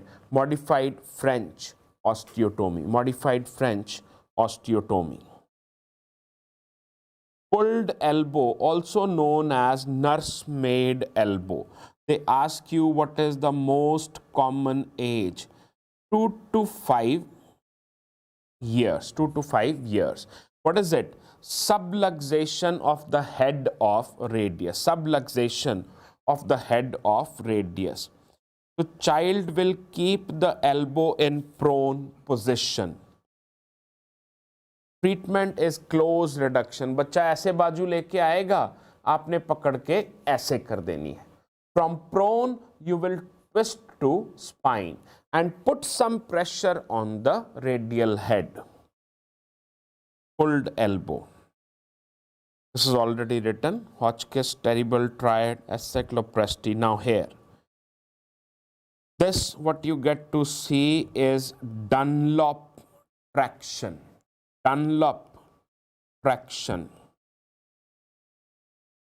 This what you get to see is Smith traction. Now both of them are for temporary stabilization of supracondylar fracture humerus. Supracondylar fracture humerus. So they will just temporarily stabilize the fracture. Now, Holston-Lewis fracture. Holston-Lewis fracture is fracture of radius, is the fracture of humerus shaft.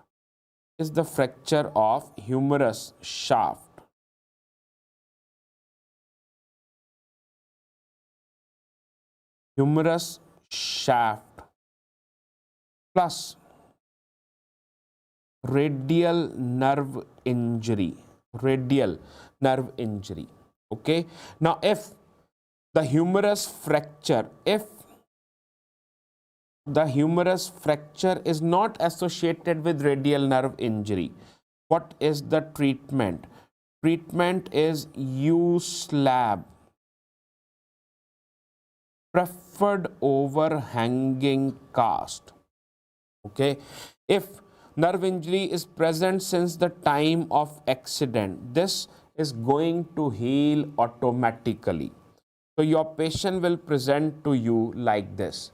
Your patient will present to you with wrist drop. Fine. So wrist drop means inability to extend the wrist. Right? Inability to extend the wrist. Now, nerve injury since the time of accident, injury will be neuropyrexia. Now the treatment is U-slab plus cock-up splint. Right? Now, if nerve injury is not present since time of accident but develops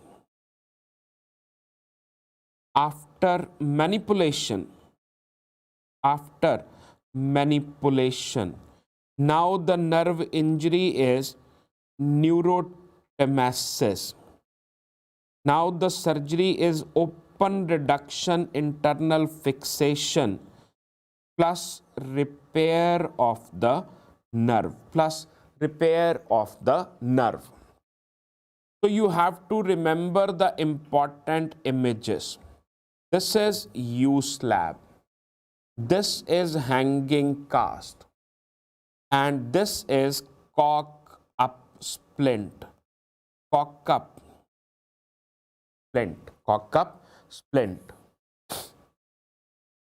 No.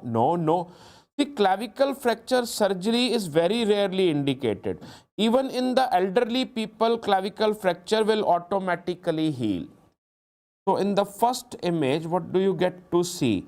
You get to see nightstick fracture.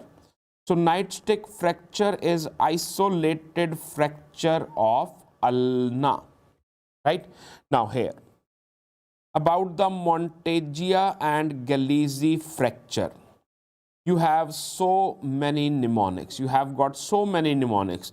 Jo mnemonic pasand aaye rakh lo. Murg is the first mnemonic.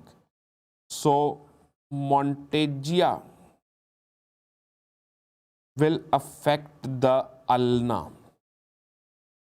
Galeazzi will affect the radius.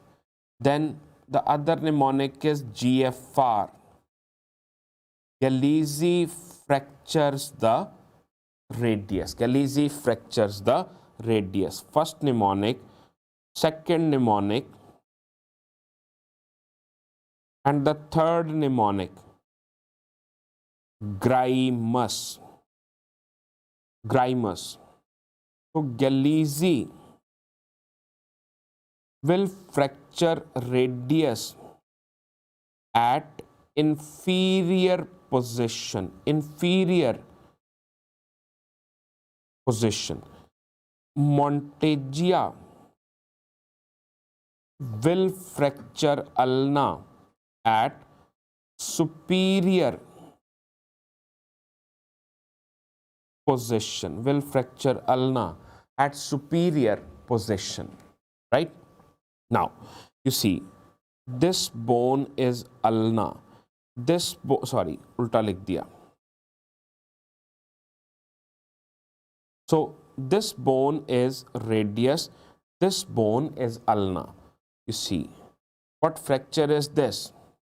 If you notice correctly, radius is perfectly fine and it is the ulna which is broken. It is the ulna which is broken. And then you see there is a dislocation also. There is a dislocation also. So what you get to see on your screen, it is a Monteggia fracture. It is a Monteggia fracture. Dr. Sinister ji, what is important in nightstick fracture is that there will be no other fracture. There will be no other dislocation, no other fracture, no other dislocation, right? So it is an isolated fracture. Now see this. So radius is injured, ulna is okay, and then there is dislocation. See here.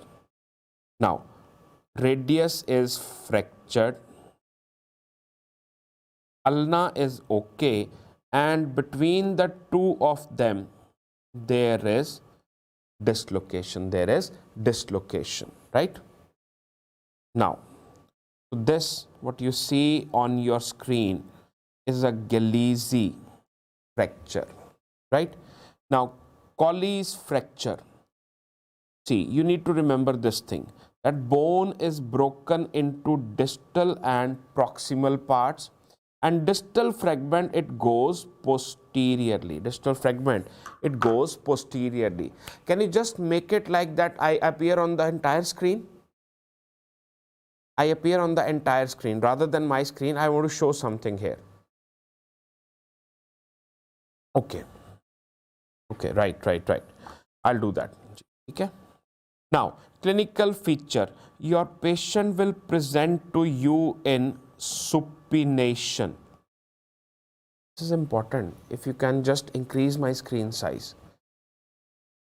Yeah, I'll write something. And lateral angulation. Lateral angulation of the fingers. I for impacted fracture, and P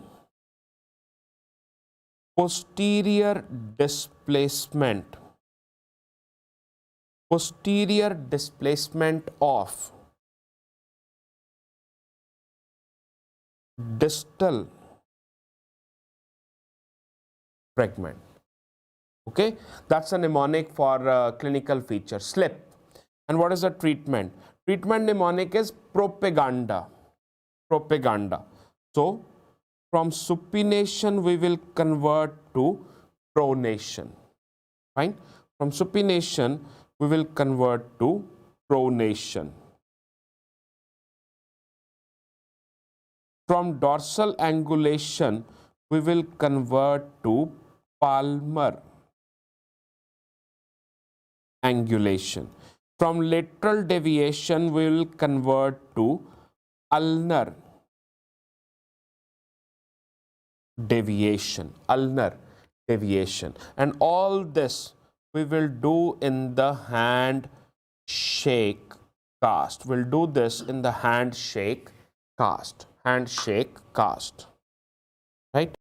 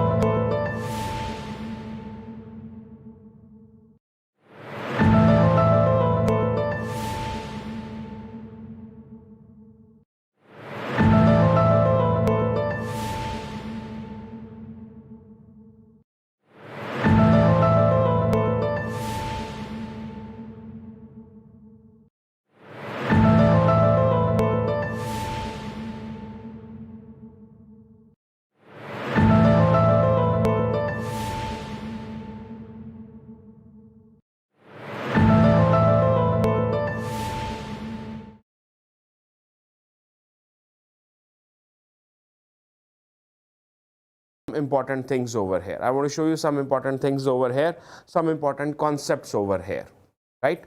Okay. Am I visible? Are you sure? Still says be right back. Okay. Gee, I hope I'm visible. So whatever you see over here, that is anterior aspect of my body, anterior aspect of my body. Now this is called anterior aspect, anterior. If this is anterior, this is posterior, anterior, posterior, anterior, also called as ventral, also called as volar, also called as flexor. This is flexion. So anterior, ventral, volar, flexor surface. If this is anterior, this is posterior.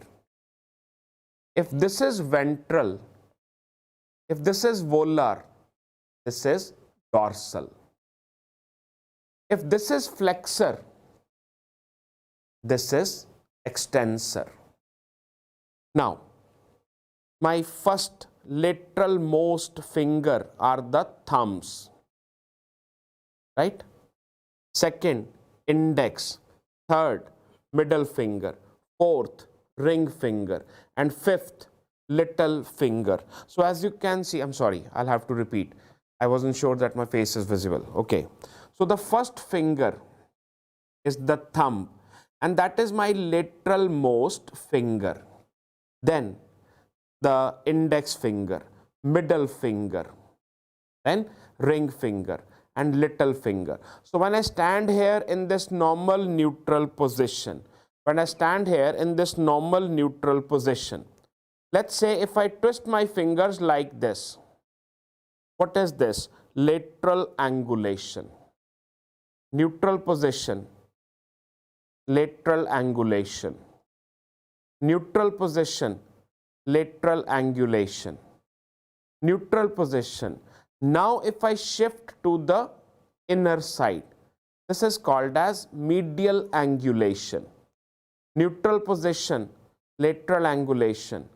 Neutral position, medial angulation. Neutral position, lateral. Neutral, medial. Neutral, lateral. Right? Now, when I do lateral angulation, my fingers are close to which bone? Radius.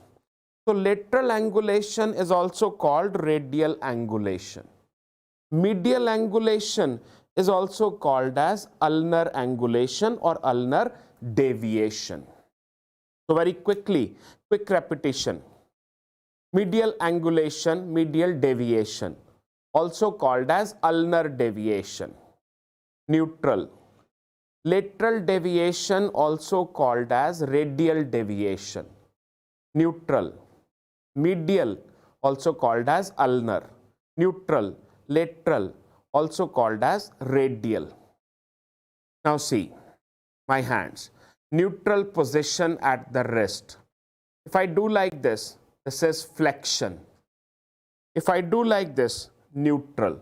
If I do like this, this is extension.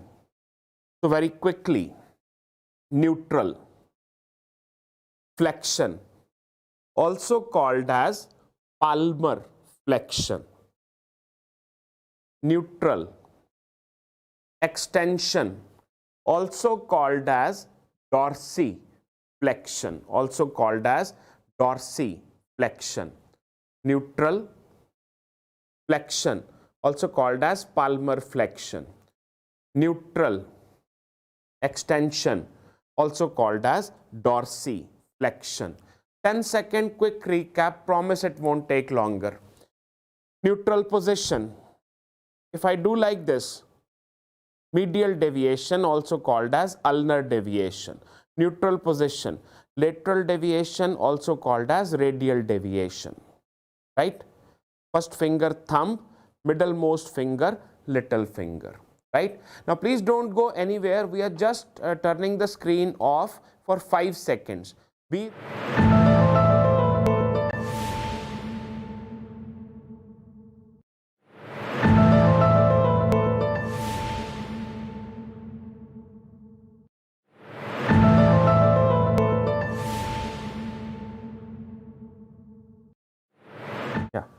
started? Oh, it says I was muted. It was a old message it is. Okay, so you see here. Now, if you notice, this is the distal fragment, and where does this go? This goes posteriorly. And what is the problem? Fracture is at metaphysis. Fracture is at metaphysis here, like this. Rapid early healing. So your patient will develop a deformity which is called as dinner fork deformity. Dinner fork deformity, very, very bad kind of deformity. Dinner fork deformity is disabling deformity, What is the treatment? Treatment is Darach operation, right? Now, Smith fracture is totally opposite. Smith fracture fall on inward turned hands. Clinical feature, the mnemonic will be propaganda. Treatment will be slip. Deformity will be garden spade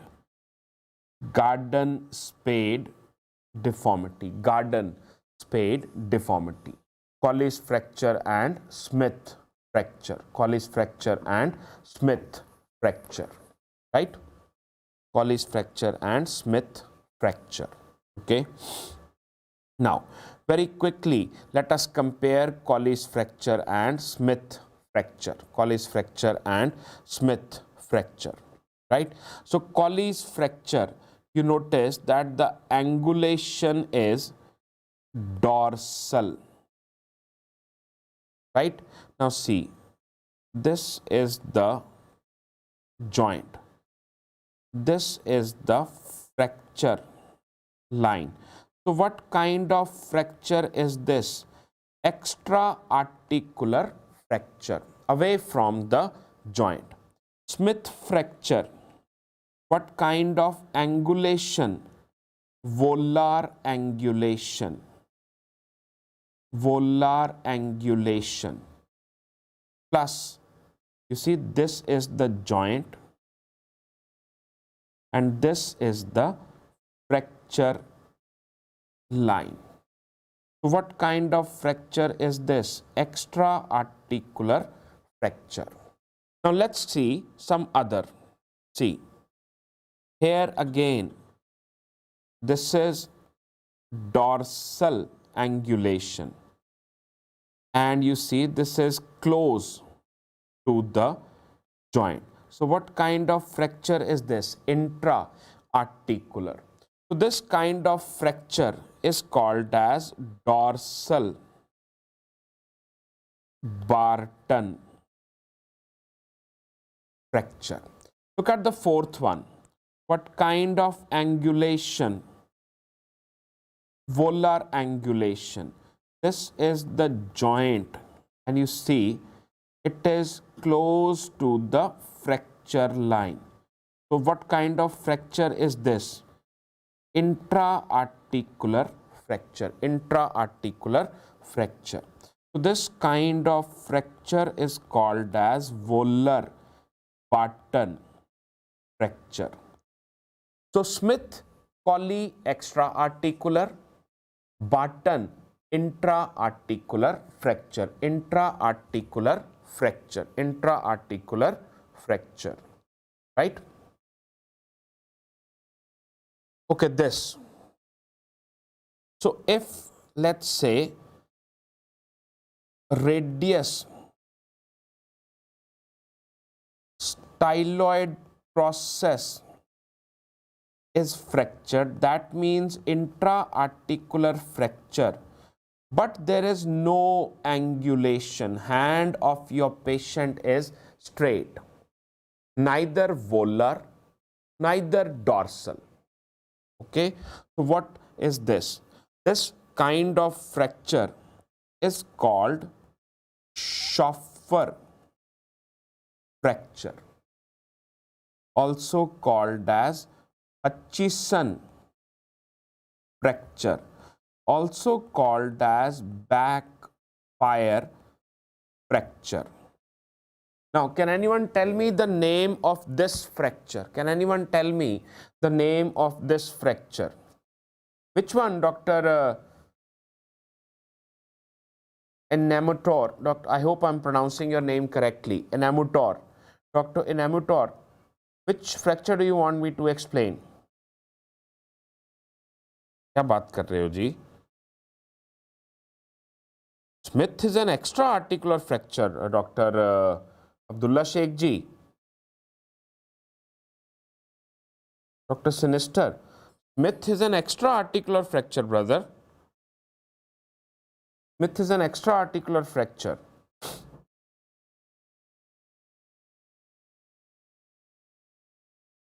Yes, can anyone tell me what is the name of this fracture? मैं नाम लेके पूछूं, doctor Pranjal ji, doctor Abdullah Sheikh ji, doctor Ashwin ji, doctor Stark, doctor Akhilesh ji, doctor Ashwin ji. Can any one of you tell me the name of this fracture? Okay ji, okay. Now you see, this is the lateral side, this is the medial side. So if you get to see a fracture on the medial side, this is die-punch fracture. This is die-punch fracture. Schoffer is on the lateral side. Schoffer fracture is on the lateral side. Schoffer fracture, also known as Hutchison fracture, also known as backfire fracture. Fine. So This is the way we used to start the cars, and this handle will hit the radius. This handle will hit the radius. Now scaphoid fracture. What? Scaphoid fracture, what is the mechanism? Fall on the outstretched hands in the young. Now scaphoid, most common site is the waist, fine, and distal fracture is common in children. Distal fracture is common in children, whereas proximal fracture is known for avascular necrosis. It is known for avascular necrosis. Avascular necrosis. So, three kind of fractures. Distal fracture, it is the most common site in children. Waist is the most common site in adults, and proximal site is known for developing avascular necrosis. Avascular necrosis, right? So what are the clinical feature? Pain in the anatomical snuff box. Anatomical snuff box. What is the treatment? Treatment is glass holding cast. How will you identify this cast? Thumb will be covered. Thumb will be covered, right? Now, what is the treatment for open what is the treatment for displaced fracture? So Herbert screw is the treatment for displaced fracture. Now this image will explain you why the avascular necrosis is common in the proximal pole. Blood supply to the scaphoid, it enters like this. It enters like this. Now if the blood supply is interrupted like this, so naturally it is the proximal pole which will develop avascular necrosis, which will develop avascular necrosis, right? Avascular necrosis. Okay. Now here, the first image, it shows two fragments. So B for Bennett, B for bi, and bi means 2. B for Bennett, B for bi, bi means 2. That is a way to remember. Next is Rolando. So there was a movie RRR. So Rolando fracture, minimum 3 fragments, minimum 3 fragments, right? So this is a way to remember.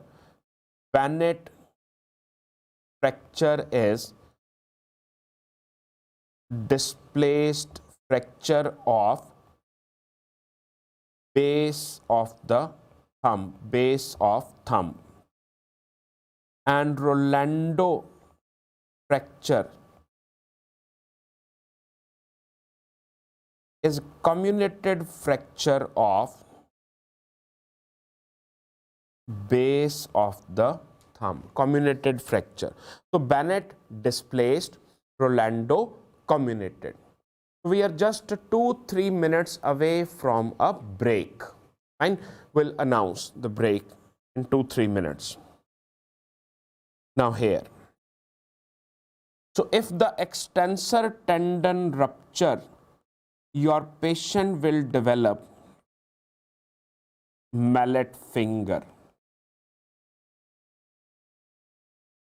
So mallet finger is extensor tendon rupture, extensor tendon rupture, right? Now, what is the treatment. Treatment is surgical repair. Treatment is surgical repair. And what is the name of this splint? Stacks splint. Stacks splint. Right? Now, if the finger is in flexion here, right? If the finger is in flexion, so this is mallet finger, right? But see here. Now, if you see this image, what you notice that these fingers are normal, but this finger is abnormal. Why? Because you see there is no flexion. There is no flexion. So this is called as jersey finger. What are the clinical features of jersey finger? There is no flexion. Why no flexion? Because there is injury to the flexor tendon. Now, what is the treatment? What is the treatment of jersey finger? What is the treatment of jersey finger? Treatment of jersey finger is frog splint after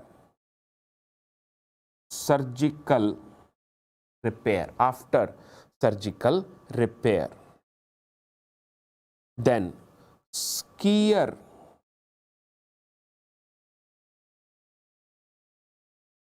thumb. Skier thumb is acute injury. Acute injury to ulnar collateral ligament. Fine. Whereas this is gamekeeper thumb. Gamekeeper, you know, wild animal, they are called game. This is chronic injury. Chronic injury to ulnar collateral ligament. Chronic injury to ulnar collateral ligament. Last 1 minute before we go in for a break. So syndactyly. Syndactyly is fusion of fingers, and most commonly it is seen between middle and ring finger. Most commonly it is seen between middle and ring finger. So middle finger and ring finger, right? Polydactyly, more than 5 fingers, and most common is 2 or more than 2 thumbs, right? 2 or more than 2 thumbs. Now, what is this? Sprangle deformity. Sprangle deformity. So, what is the problem here? That there is a band between scapula and the cervical spine. Band between scapula and cervical spine. Now, this is seen in Lippel fail syndrome. Lippel fail syndrome. Treatment is to cut the band excision between 3 to 8 years of life. 3 to 8 years of life. You know, Pushpa, like this. So there is a band between scapula and the neck. Patient has no choice but to keep it like this. So between 3 to 8 years of age, we will cut this band. We will cut this band between 3 to 8 years of age. 3 to 8 years of age. right? Okay, so after we come back, we will start with the rest of the topics. Just tell me, what are the causative factors of rheumatoid arthritis? Anyone, please tell me. 20 minutes break is okay? 20 minutes is okay? Okay. Yes, tell me please, what are the causative factors of rheumatoid arthritis? So it is associated with human simplex virus, Epstein-Barr virus, and smoking. Smoking is strongly associated with rheumatoid arthritis. Of course, it is autoimmune, but it is commonly associated with smoking. What is the first autoimmune disease to be discovered? First autoimmune disease to be ever discovered. Tell me. Hashimoto thyroiditis. Hashimoto thyroiditis, right? So we'll take a short break as of now. 9:30 is the time. We'll assemble at 9:50. After 20 minutes, we will reassemble. So 20 minutes break as of now.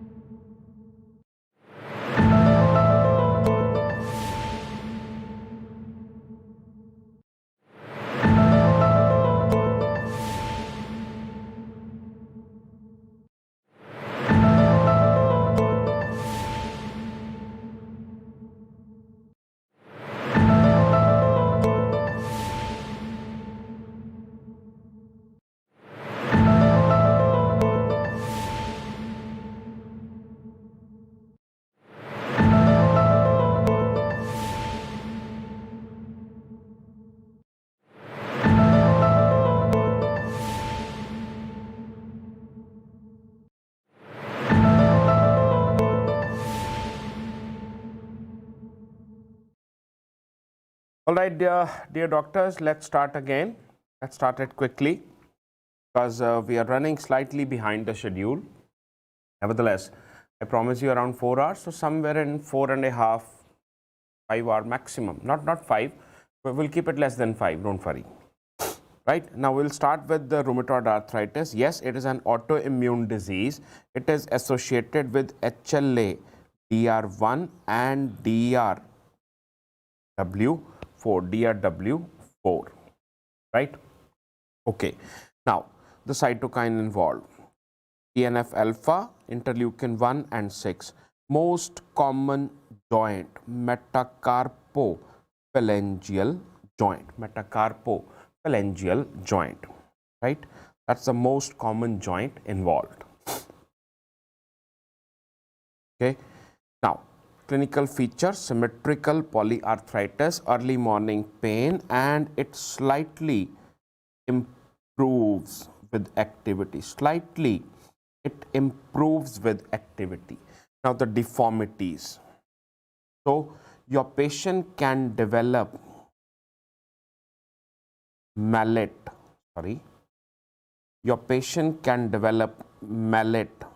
finger. See here, mallet finger is just flexion at DIP joint, right? And then your patient can develop other deformity which is called as swan neck deformity. So there will be flexion at the DIP and there will be hyperextension at the PIP joint. Swan neck deformity, very important as an image based question, right? The opposite, there will be flexion at PIP and hyperextension at the DIP. So this is your botonier deformity, right? Okay. Now this is Z deformity. Now also called as hitchhiker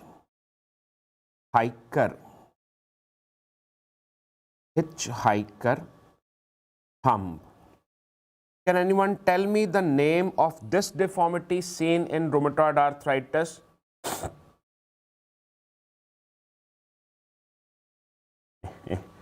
Can anyone tell me the name of this deformity? So this deformity is called piano key deformity. Fine. So what is this? This is subluxation of ulna. Piano key deformity. Very good, Dr. Galeazzi. Now, investigation. RA factor, what is the problem? RA factor is non-specific. What is specific? Anti-cyclic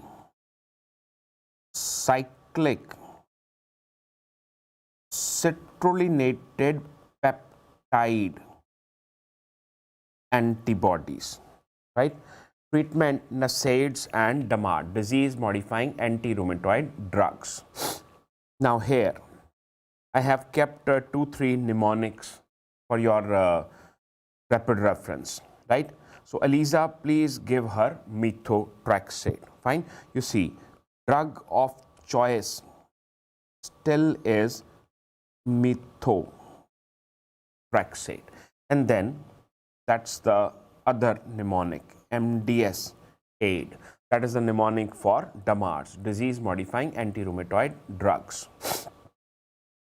Then these are the mnemonic for associated syndrome. For example, it is associated with Pelty syndrome. The mnemonic is Santa. It is associated with Sjogren syndrome. The mnemonic is dried. So your patient will have dry-eyed, rashes, nephritis, salivary glands and dry mouth. Fine. Okay. Now, osteoarthritis.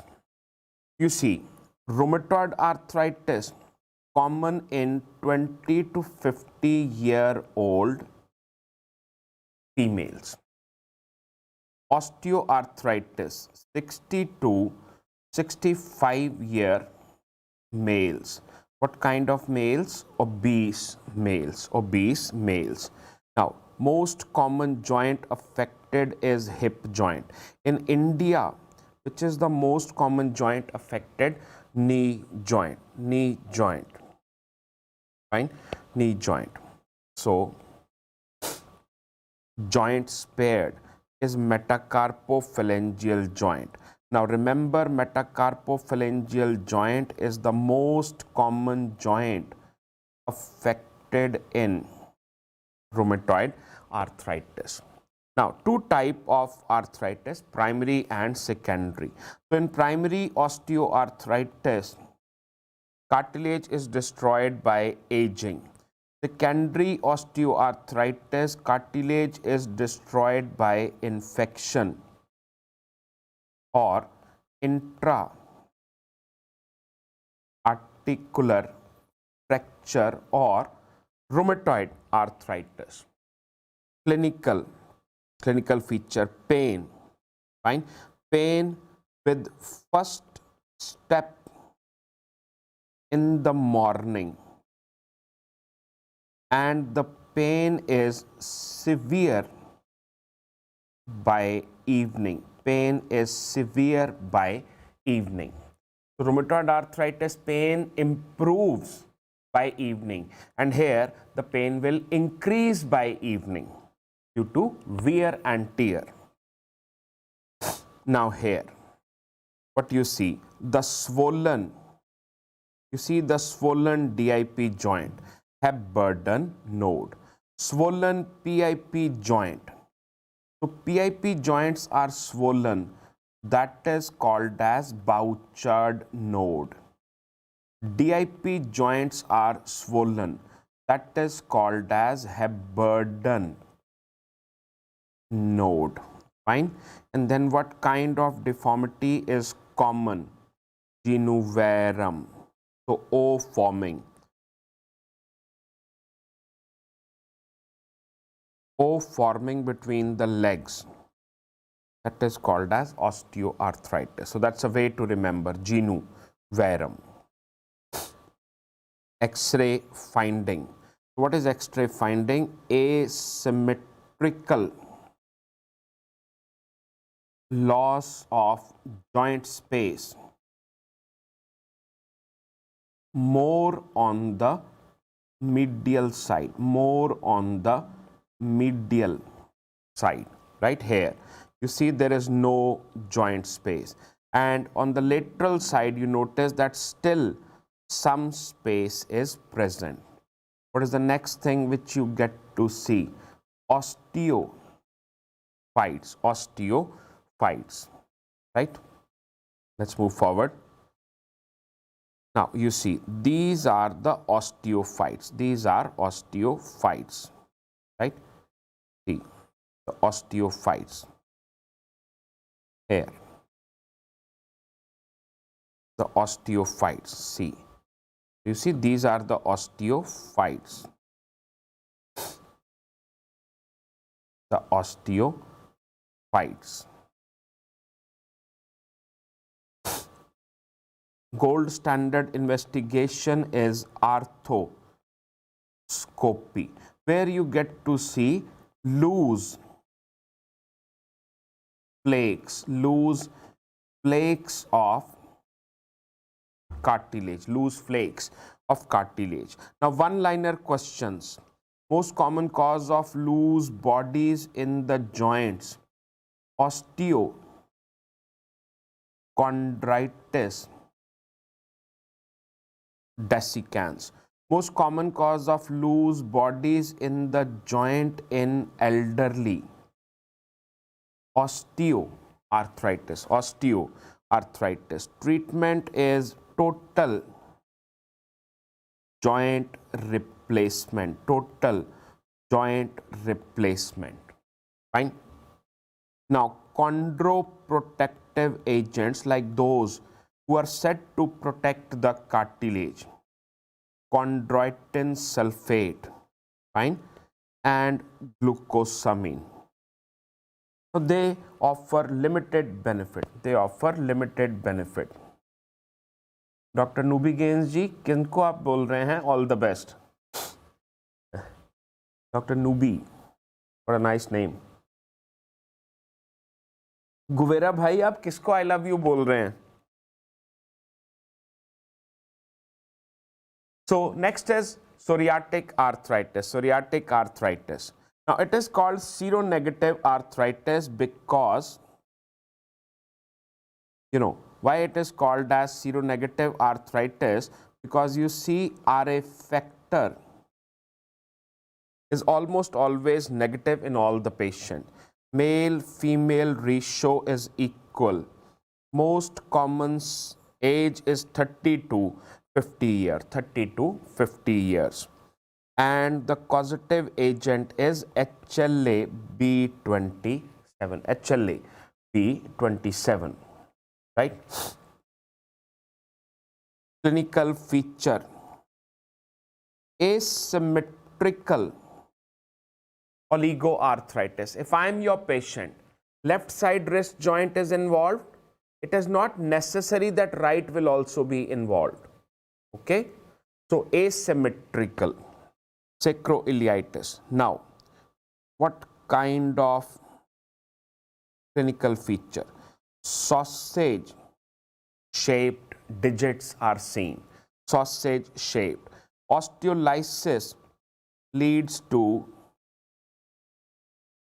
telescoping of the digits. Telescoping of the digits. See.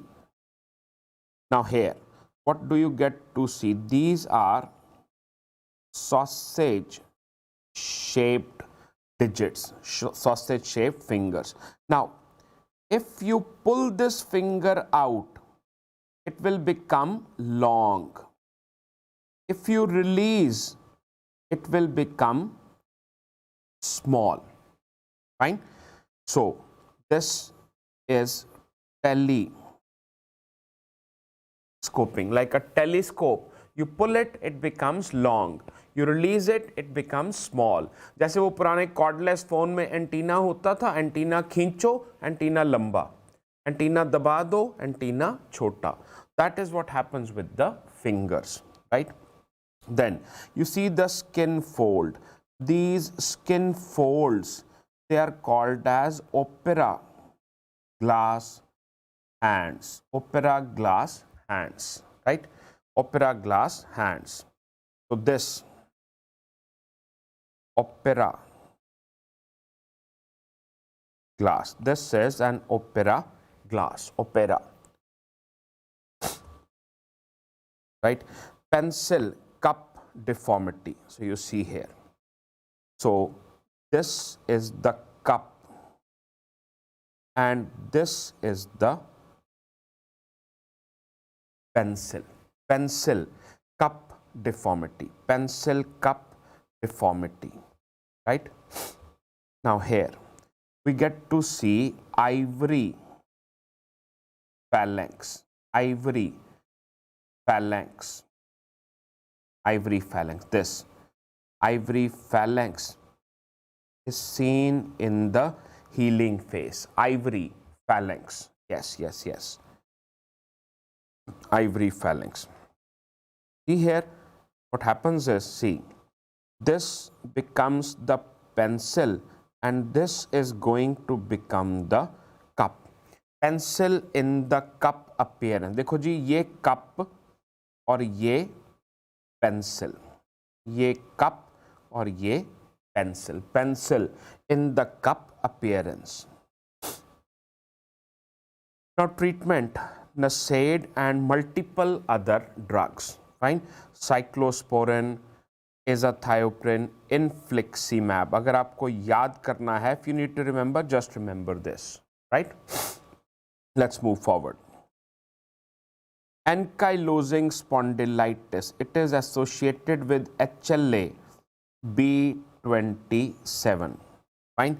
Affects the axial skeleton. The disease starts at sacroiliac joint. Sacroiliac joint.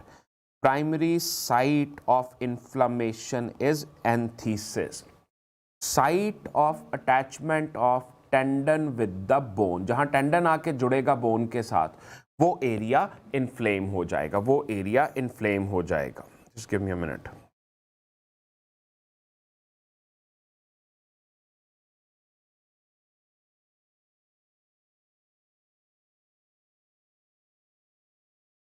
Right? Clinical feature. It affects the male 15 to 25 years of age. 15 to 25 years of age. Extra articular, that means apart from bones, your patient will develop, uveitis, IgA, nephropathy, inflammatory bowel disease, inflammatory bowel disease.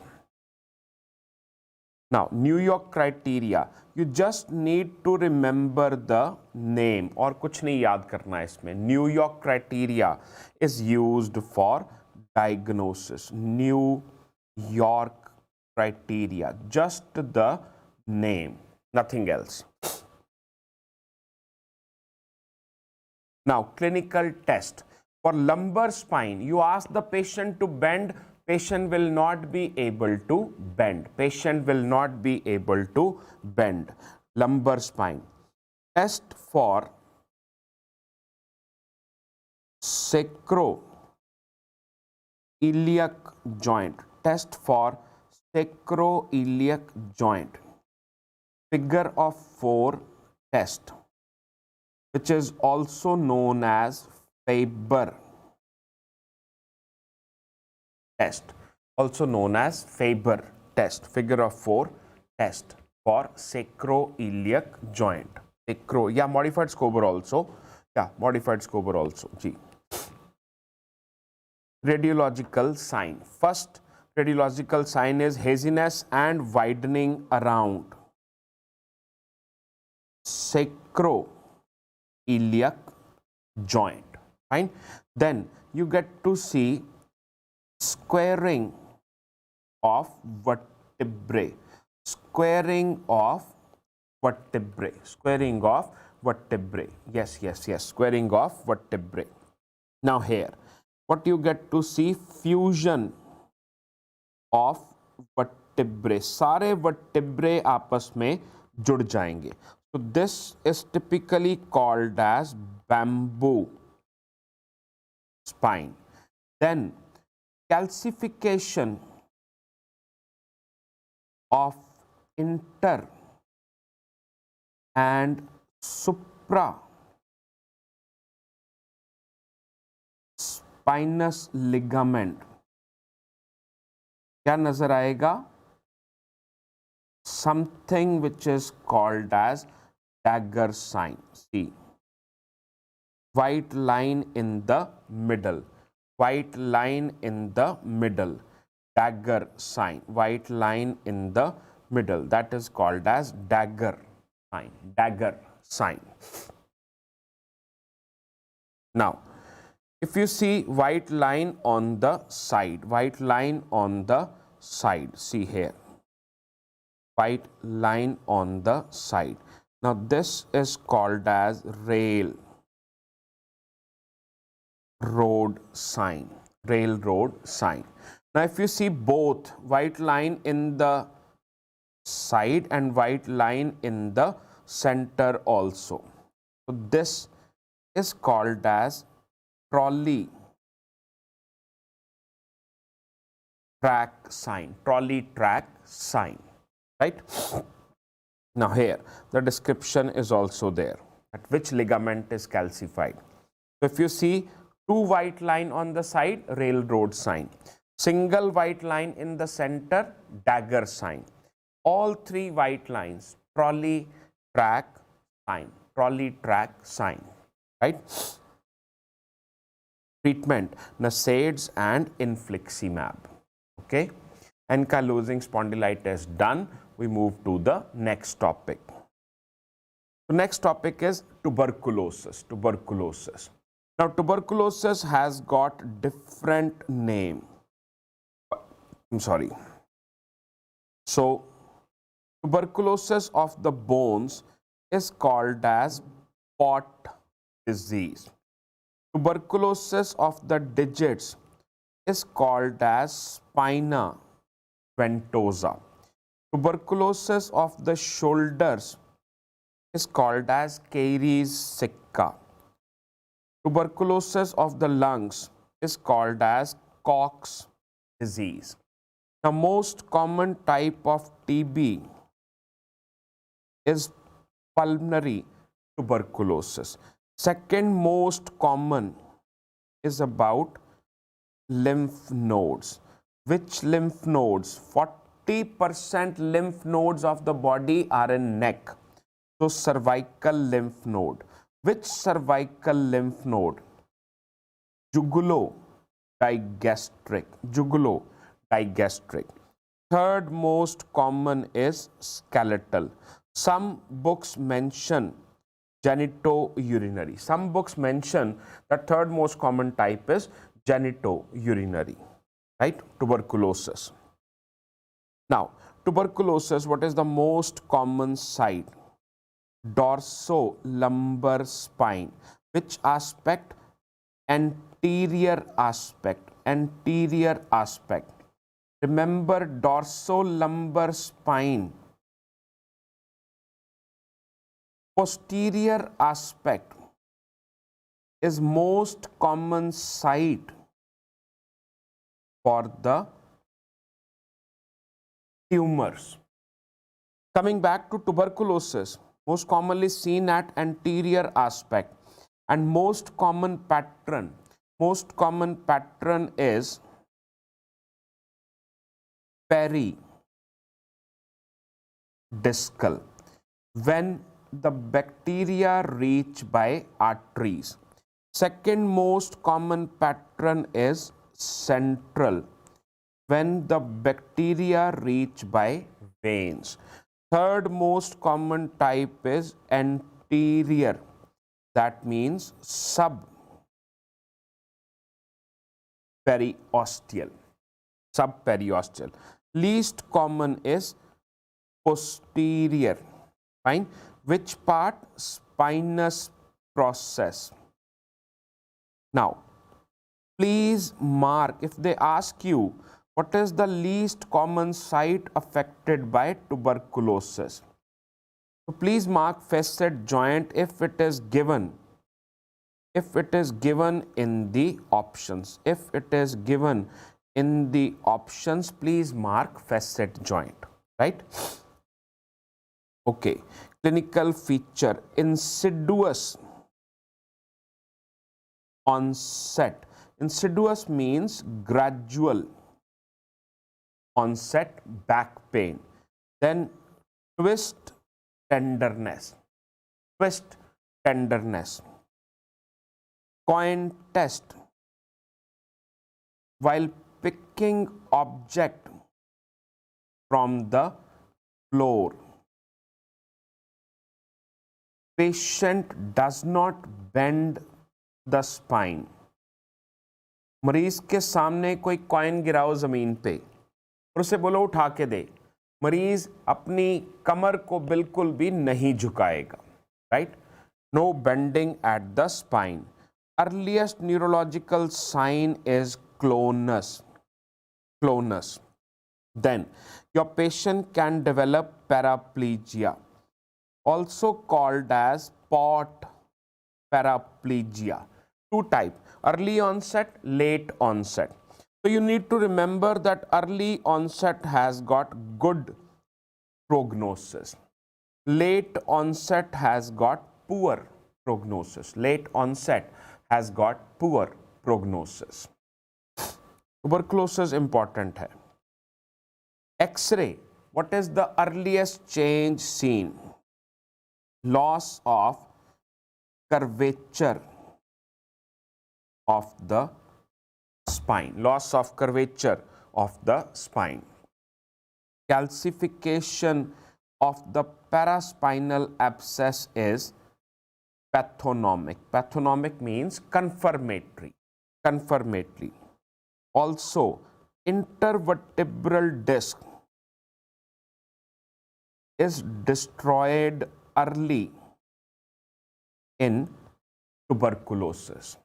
On X-ray, you see two, not simultaneous, simultaneous is not the right word, two consecutive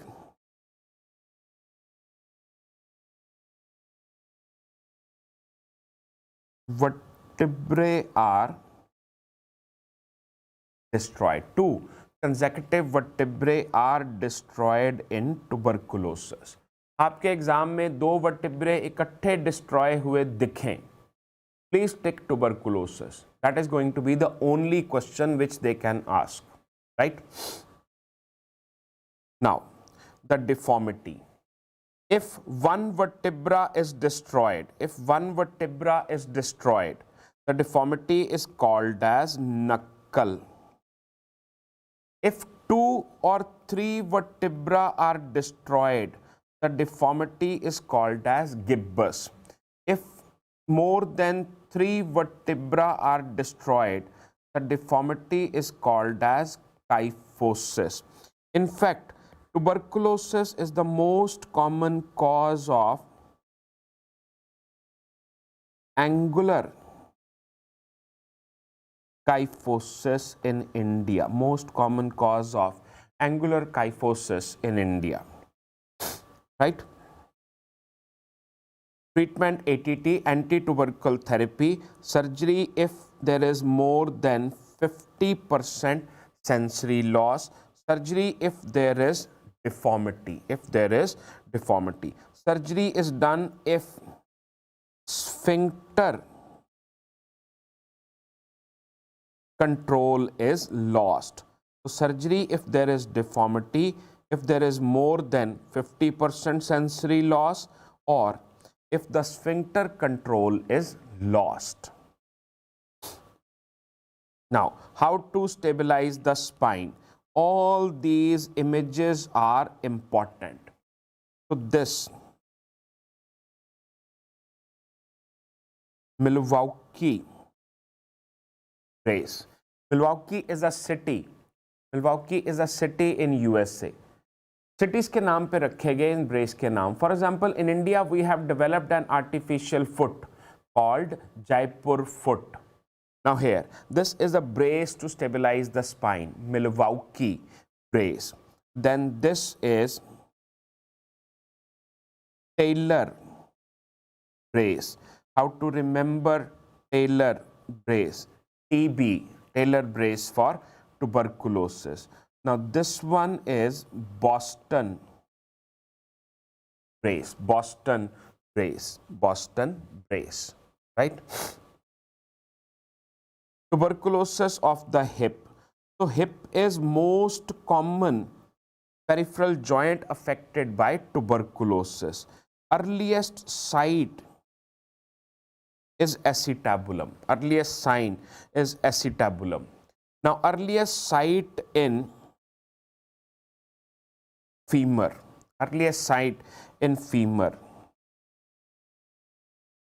Babcock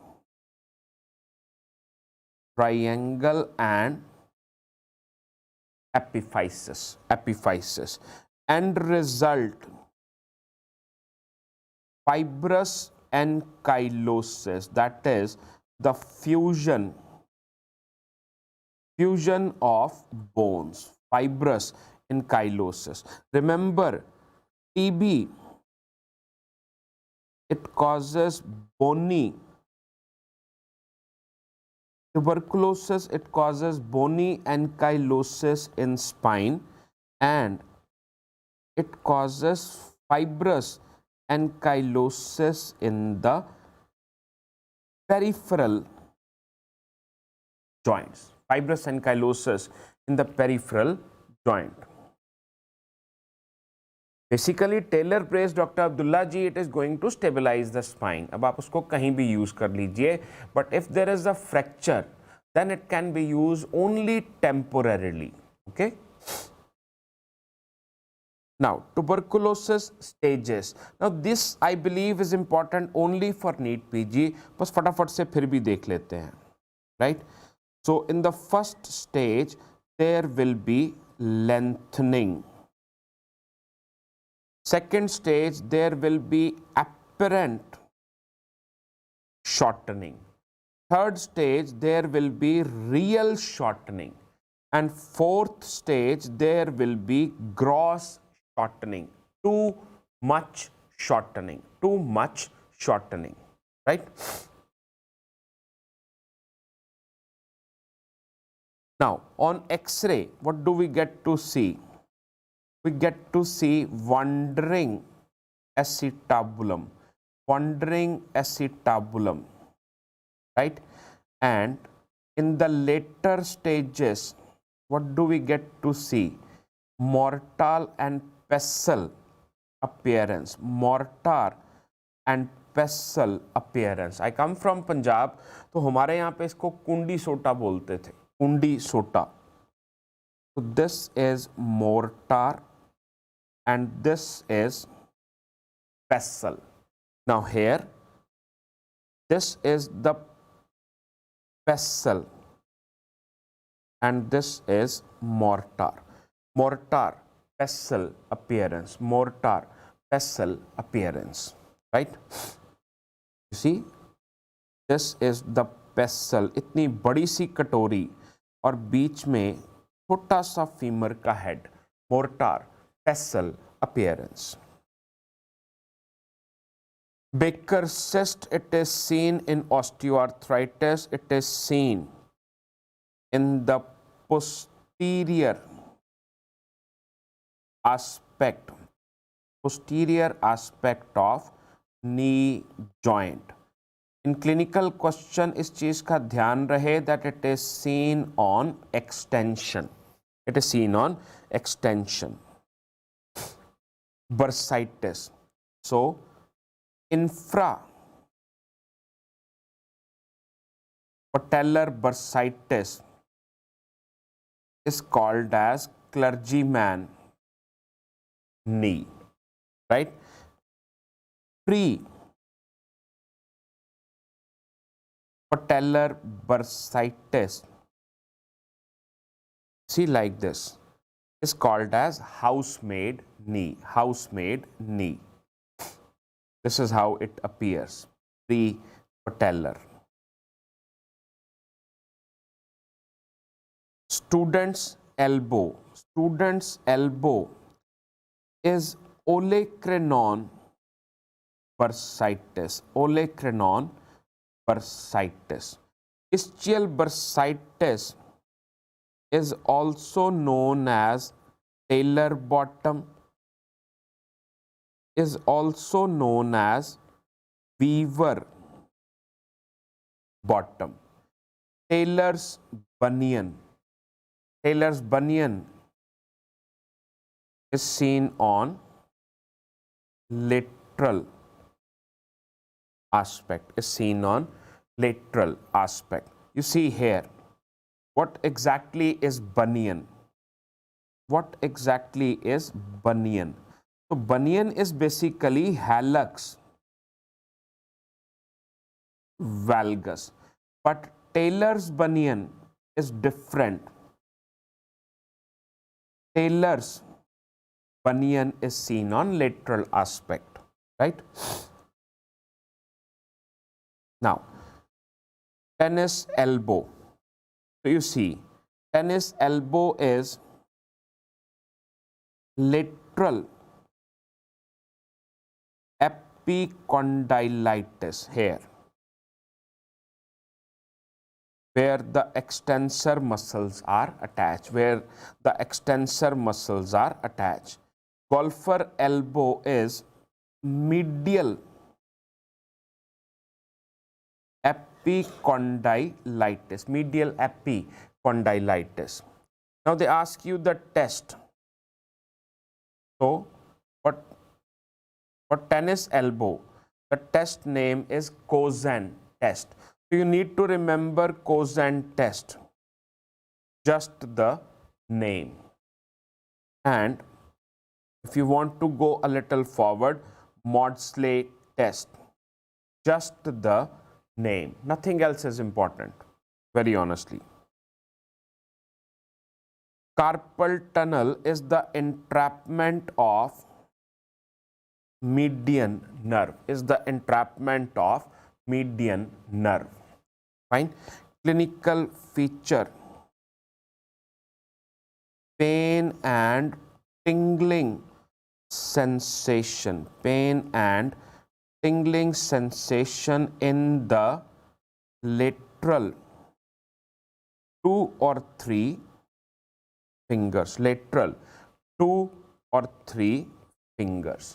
Thumb is a lateral finger, lateral 2 or 3 finger. Patient becomes clumsy. Patient drops the objects, right?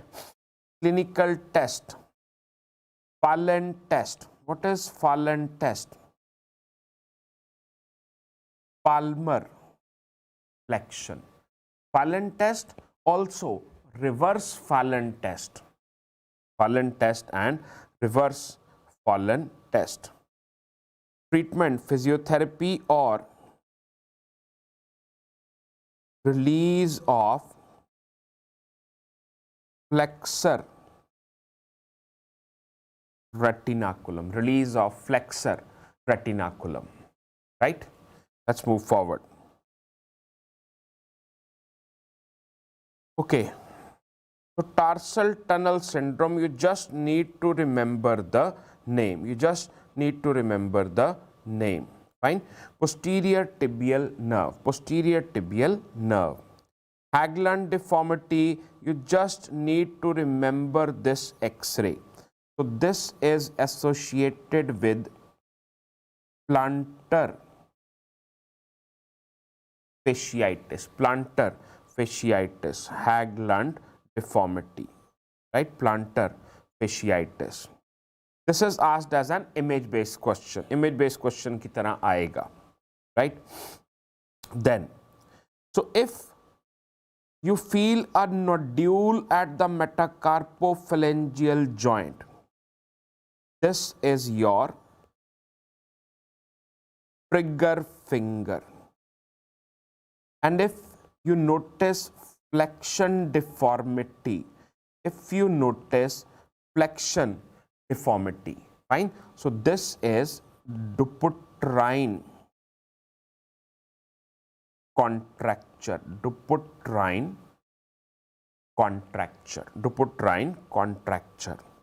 Here, I have compared both of them. So trigger finger, there will be a nodule felt at metacarpophalangeal joint, and most commonly it affects the ring finger. Treatment is excision of the nodule. Dupuytren contracture is fixed flexion deformity like this, limited to medial. Little finger is medial 2 or 3 fingers, right? Now, de Quervain disease is the inflammation of APL, abductor pollicis longus, and EPB, extensor pollicis brevis tendon. What is important here? Finkelstein test. Fine. So first one is classical Finkelstein test. Second one is modified Finkelstein test. Name is important. Which test? Finkelstein test. Right? Finkelstein test. Now, ganglion cyst, also known as Bible cyst. Right? So, it is seen at dorsum of the hand, dorsum of the hand near wrist joint. Now again, you know, religion is a very sensitive matter, but why it is called Bible? Bible, what is Bible? Bible is a holy book. Now what was the treatment which people used to do? They'll take a book, bang it on the ganglion. किताब ली, not exactly Bible, कोई किताब ली और ganglion पे धड़ाम से दे मारी, ganglion फट गया, patient ठीक, right? That is why it was called Bible cyst. It was called as Bible cyst, right? What is the treatment? Treatment basically is excision. Now next is javelin thrower elbow, also called as Tommy John injury. मैंने पहले ही लिख के रख लिया, क्योंकि अगर मैं कहूँगा फेंकना, अब फेंकने पे किसी और का नाम ले लिया मैंने तो विवाद हो जाएगा. Javelin thrower elbow, javelin thrower elbow. Now what is javelin thrower elbow? Acute injury to ulnar collateral ligament of elbow, right? BJP वाले को सपोर्टर भड़क मत जाना, मजाक था, right? Javelin thrower elbow. Now we start with the hip joint. We start with the hip joint. Now hip joint, first topic, developmental dysplasia of hip. Let's call this DDH. Okay, it is the most common congenital developmental disorder, most common congenital orthopedic disorder around the world. In India, what is the most common disorder?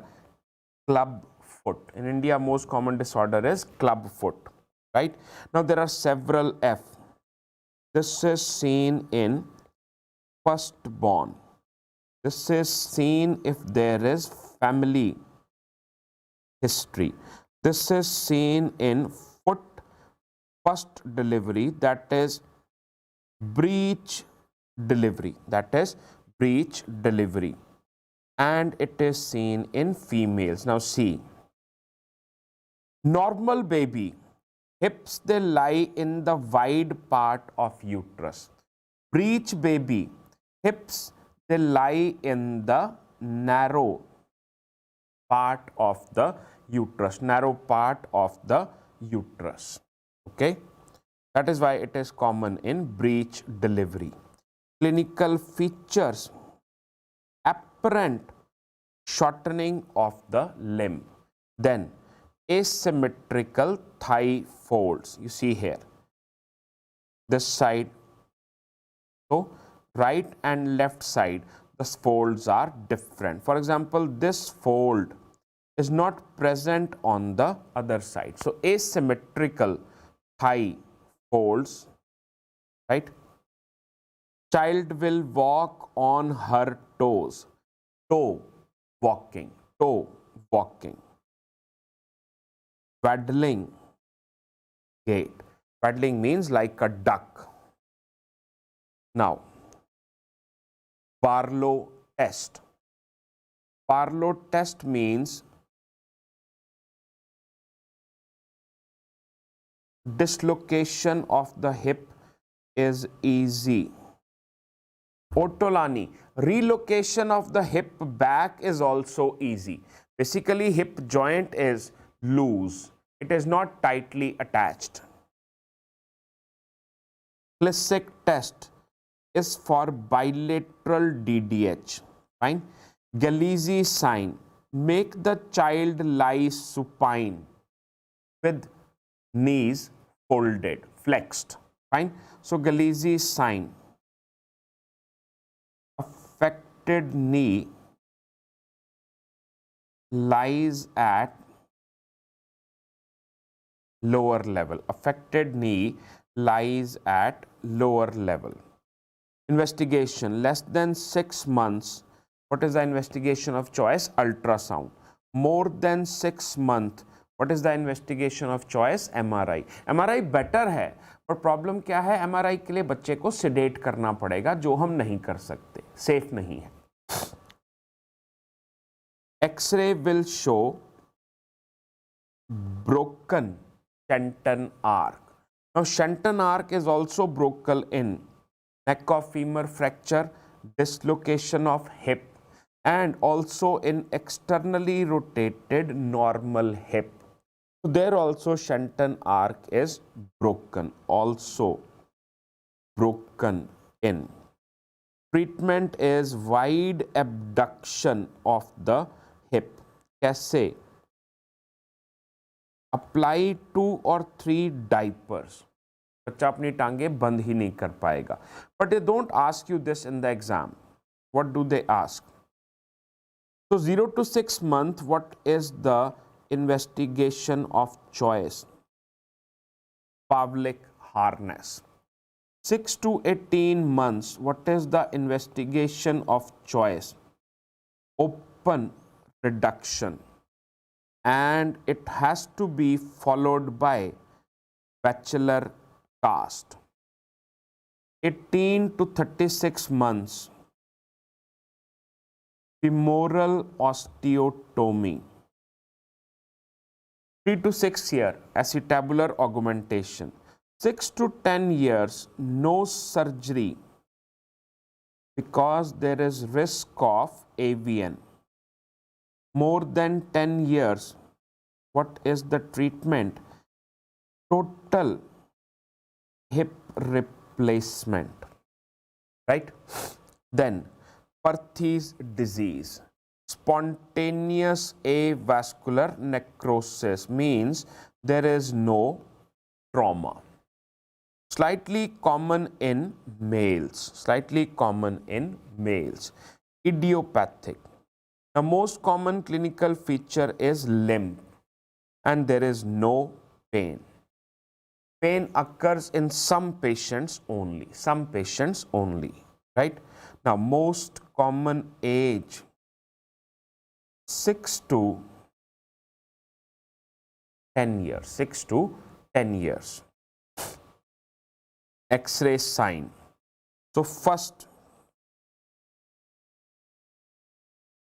crescent sign, then gauge sign. See, this is the crescent visible, gauge sign like this. So gauge sign, what is gauge sign? V shaped defect on the lateral aspect, of femur, Now this is bite sign, right? You see the head is completely destroyed. Investigation of choice, MRI. Treatment, no treatment because spontaneous revascularization occurs. But if it does not occur, treatment is fenestration. You create multiple holes and new blood vessels will form. If they don't form, then osteotomy. You cut the dead bone. You will have to cut and remove the dead bone yourself, right? Okay. Slipped capital femoral epiphysis. It is the most common disorder of the hip in adolescents. Most common association, hypothyroidism. Clinical feature, pain. You see, there is no pain in Perthes disease in most patients. So pain is variable, but here this condition is painful, right? Now, Drummond sign, obligatory external rotation with flexion. Now, this point is important only for NEET PG, I believe. Drummond sign. Now they ask you that this injury is similar to which Salter-Harris classification. So it is similar to Salter-Harris classification type 1. In 2024 they ask fracture classification. 25 also they ask classification. So please do read classifications. At least names you should be aware. Detail याद हो ना हो कोई बहुत ज़्यादा फर्क नहीं पड़ता, but classification के नाम ज़रूर याद होने चाहिए, right? Now radiological sign, Prathovan sign. You draw a line on the neck of femur, and you will notice this line will not pass through the head. This line will not pass through the head. Prathovan sign, Prathovan sign, right? See here, Prathovan sign. This line will not pass through the head. Okay. Dislocation of hip, most common direction posterior. Now this is common in car dashboard injuries, car dashboard injuries. Clinical feature fodder, that is flexion, adduction and internal rotation. Internal rotation, fodder, flexion, you see, flexion, internal rotation, and both of the legs are together. Vascular sign of Narath, inability to palpate the femoral artery. Vascular sign of Narath. Right? What is the treatment? Closed reduction. What complications? Sciatic nerve injury and avascular necrosis.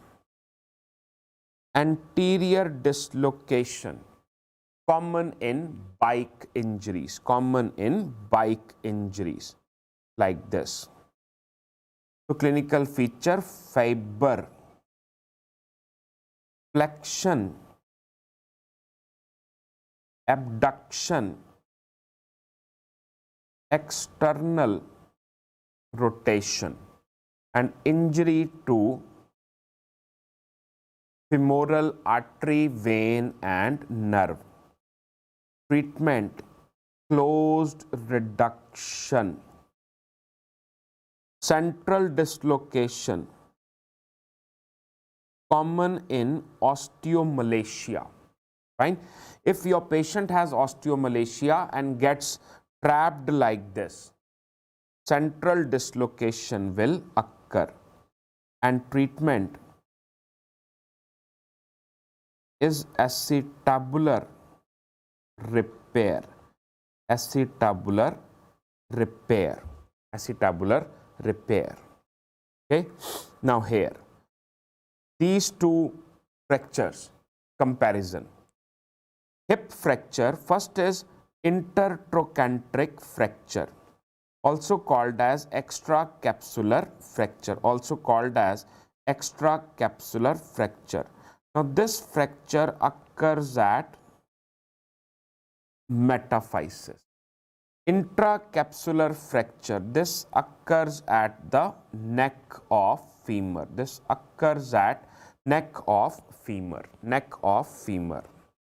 Now, most common age for intertrochanteric is 70 to 80, and this occurs with trivial trauma. Trivial means mamuli, insignificant, and this occurs with significant trauma. Treatment is dynamic hip screw, dynamic hip screw, or intramedullary nail. Now, intracapsular treatment we'll read on the next page. We'll read on the next page. But you must remember that extracapsular complication is malunion because the fracture occurs at metaphysis, and intracapsular complication is non-union because there is no periosteum. So M for metaphysis, M for malunion. N for non-union because there is N for no periosteum. Okay.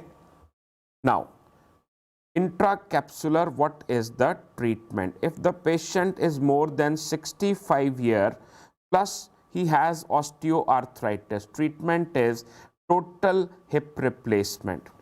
65 years and no osteoarthritis, treatment is hemi-arthroplasty.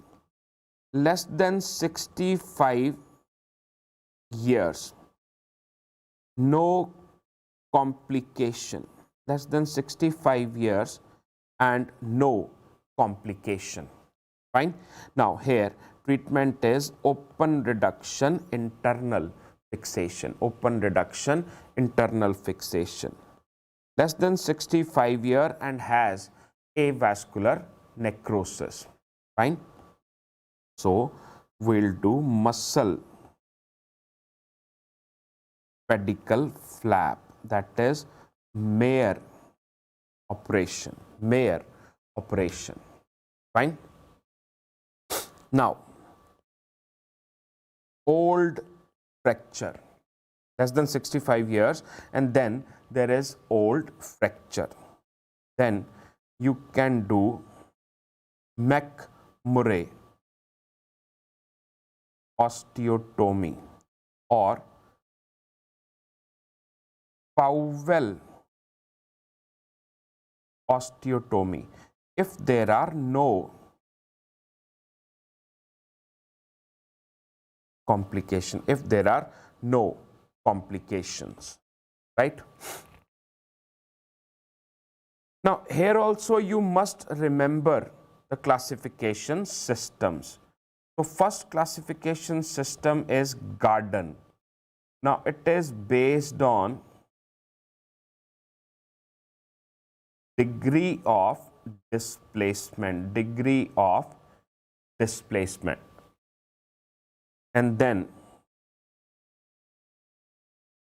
Powell, it is based on angle of fracture line, angle of fracture line with horizontal, angle of fracture line with horizontal, right?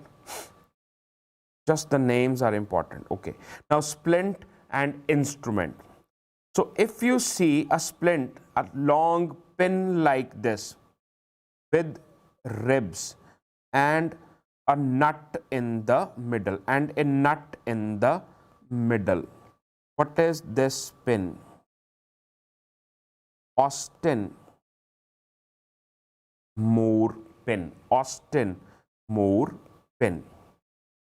Now there is another device with the same name, Austin Moore. See, there are two holes. What is the name? It is not charging. The iPad is not charging. Austin Moore. So you see in the name also two holes are there. Austin Moore. So it has got single body and two holes. Now this is Kirshner wire. Kirshner wire. Now Steinman pin. If there is a smooth, thick pin, S for smooth, S for Steinman.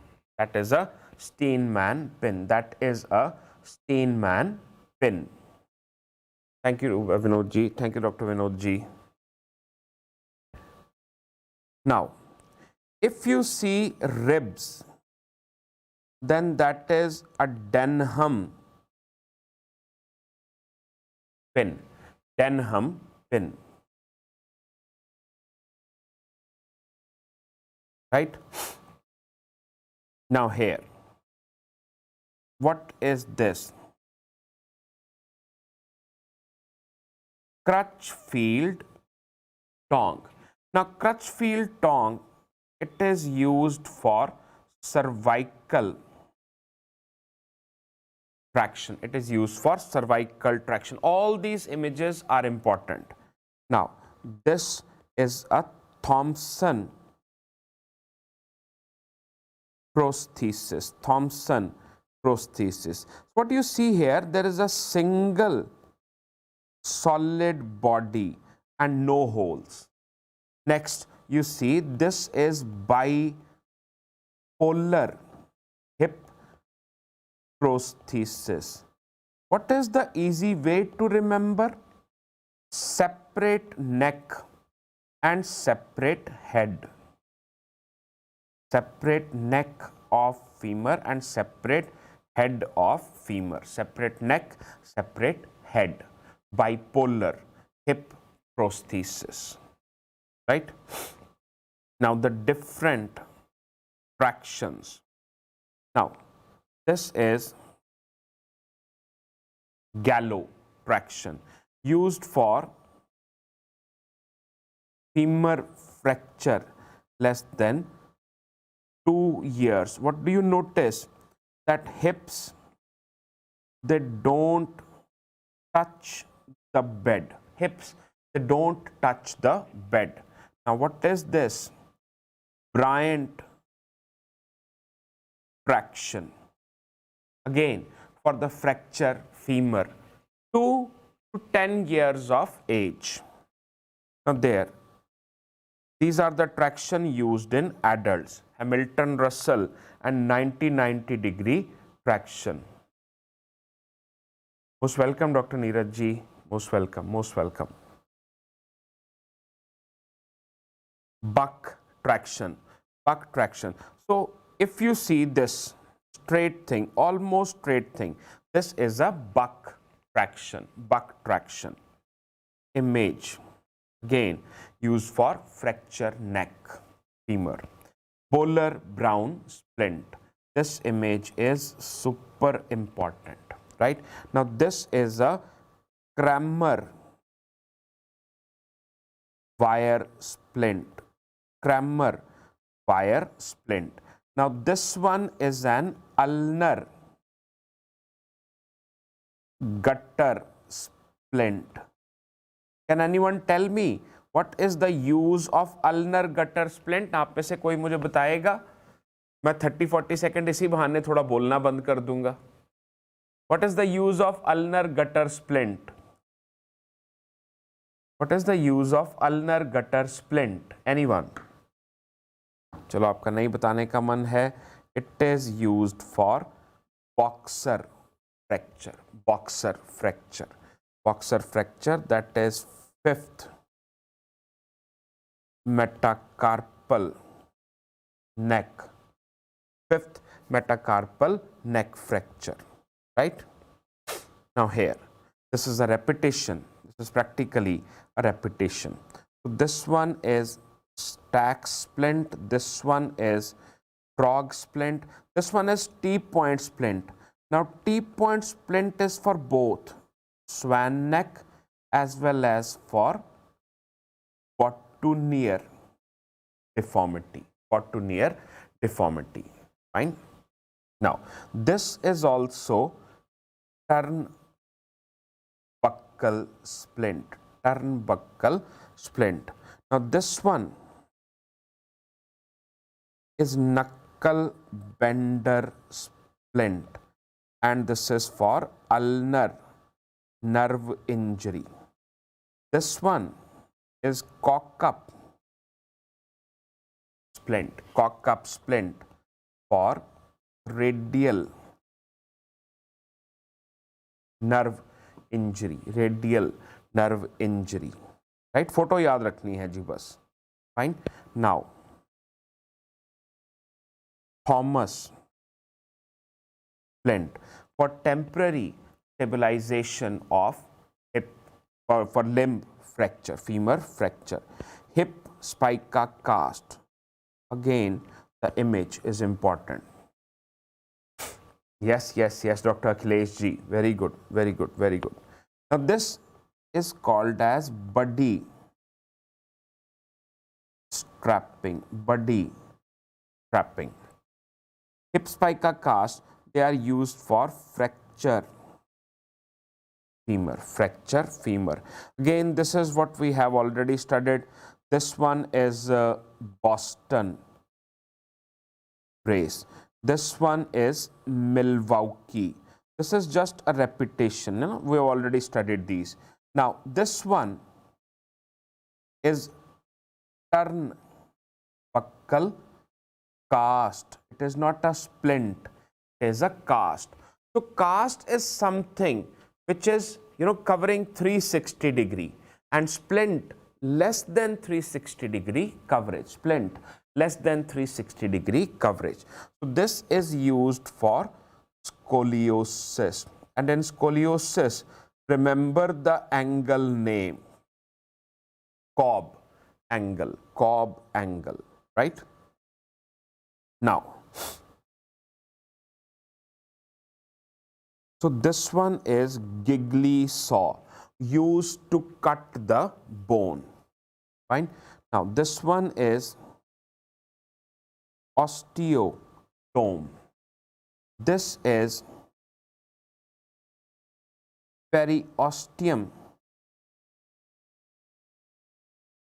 elevator. Now this one is bone nibbler. When you want to cut just small pieces of bone, right? Bone nibbler. Now this one is bone cutter, and this one is rib cutter, right? So images, बार बार आप देखेंगे, 2-3 बार देखेंगे, ये images याद हो जाएंगे, promise, right? Now, gout. So, deposition of monosodium urate crystals in the joint, right? Now, so here, raised serum urate more than 7 gram per deciliter, and it is even more than 6 milligram per deciliter for women, right? Most common age 30 to 50 years, and it is common in males. What are the triggers? So it is seen in surgical stress, common in alcoholic and meat users. जो लोग non vegetarians हैं उनमें थोड़ा सा ज़्यादा common है. Basically it is related to excess protein, right?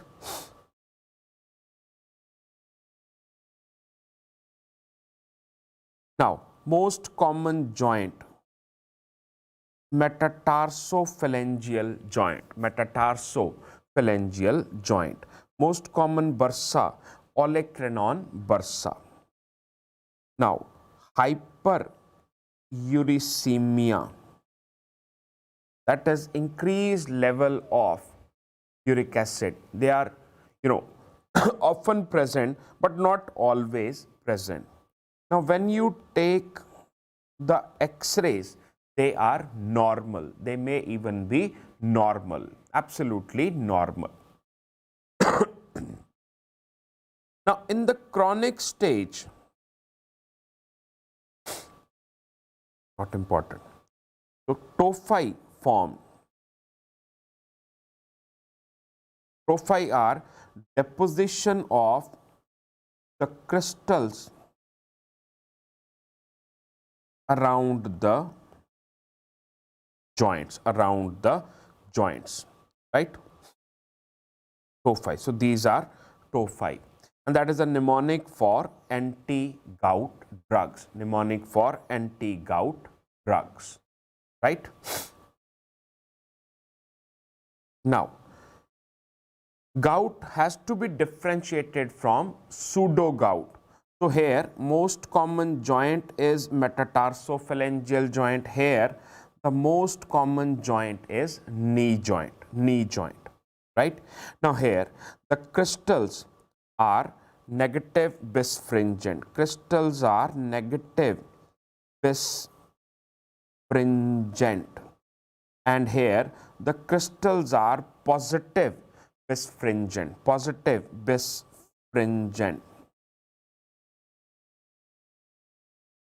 Fine. So pseudo gout, the common joint affected is knee joint. Gout, the common joint affected is metatarsophalangeal joint, and the crystals are needle shaped, whereas the crystals here are rhomboid shaped. Shoulder joint, it is the most common joint to undergo dislocation and recurrent dislocation. Now what are the stabilizers of the joint? So supraspinatus. How to check if the supraspinatus is injured or not working properly? Fine, that is empty can test. So like this, that patient has to empty the cans. If they are Coca-Cola cans, let them flow. But if they are beer cans, तो नीचे glass जरूर रख देना, right? Make sure they don't go, the beer doesn't go waste, right? So supraspinatus. Then for the infraspinatus, what is the name of the test? These: beer hug test, belly press test, lift off test. Lift off test का दूसरा नाम क्या है? Gerber test, right? Now subscapularis name of the test is hornblower test, right? Okay, now what is the most common type of dislocation? Anterior.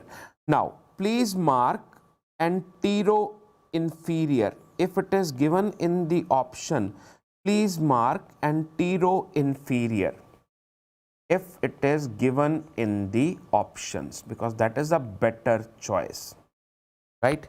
So arm is held in abduction like this, abduction and external rotation.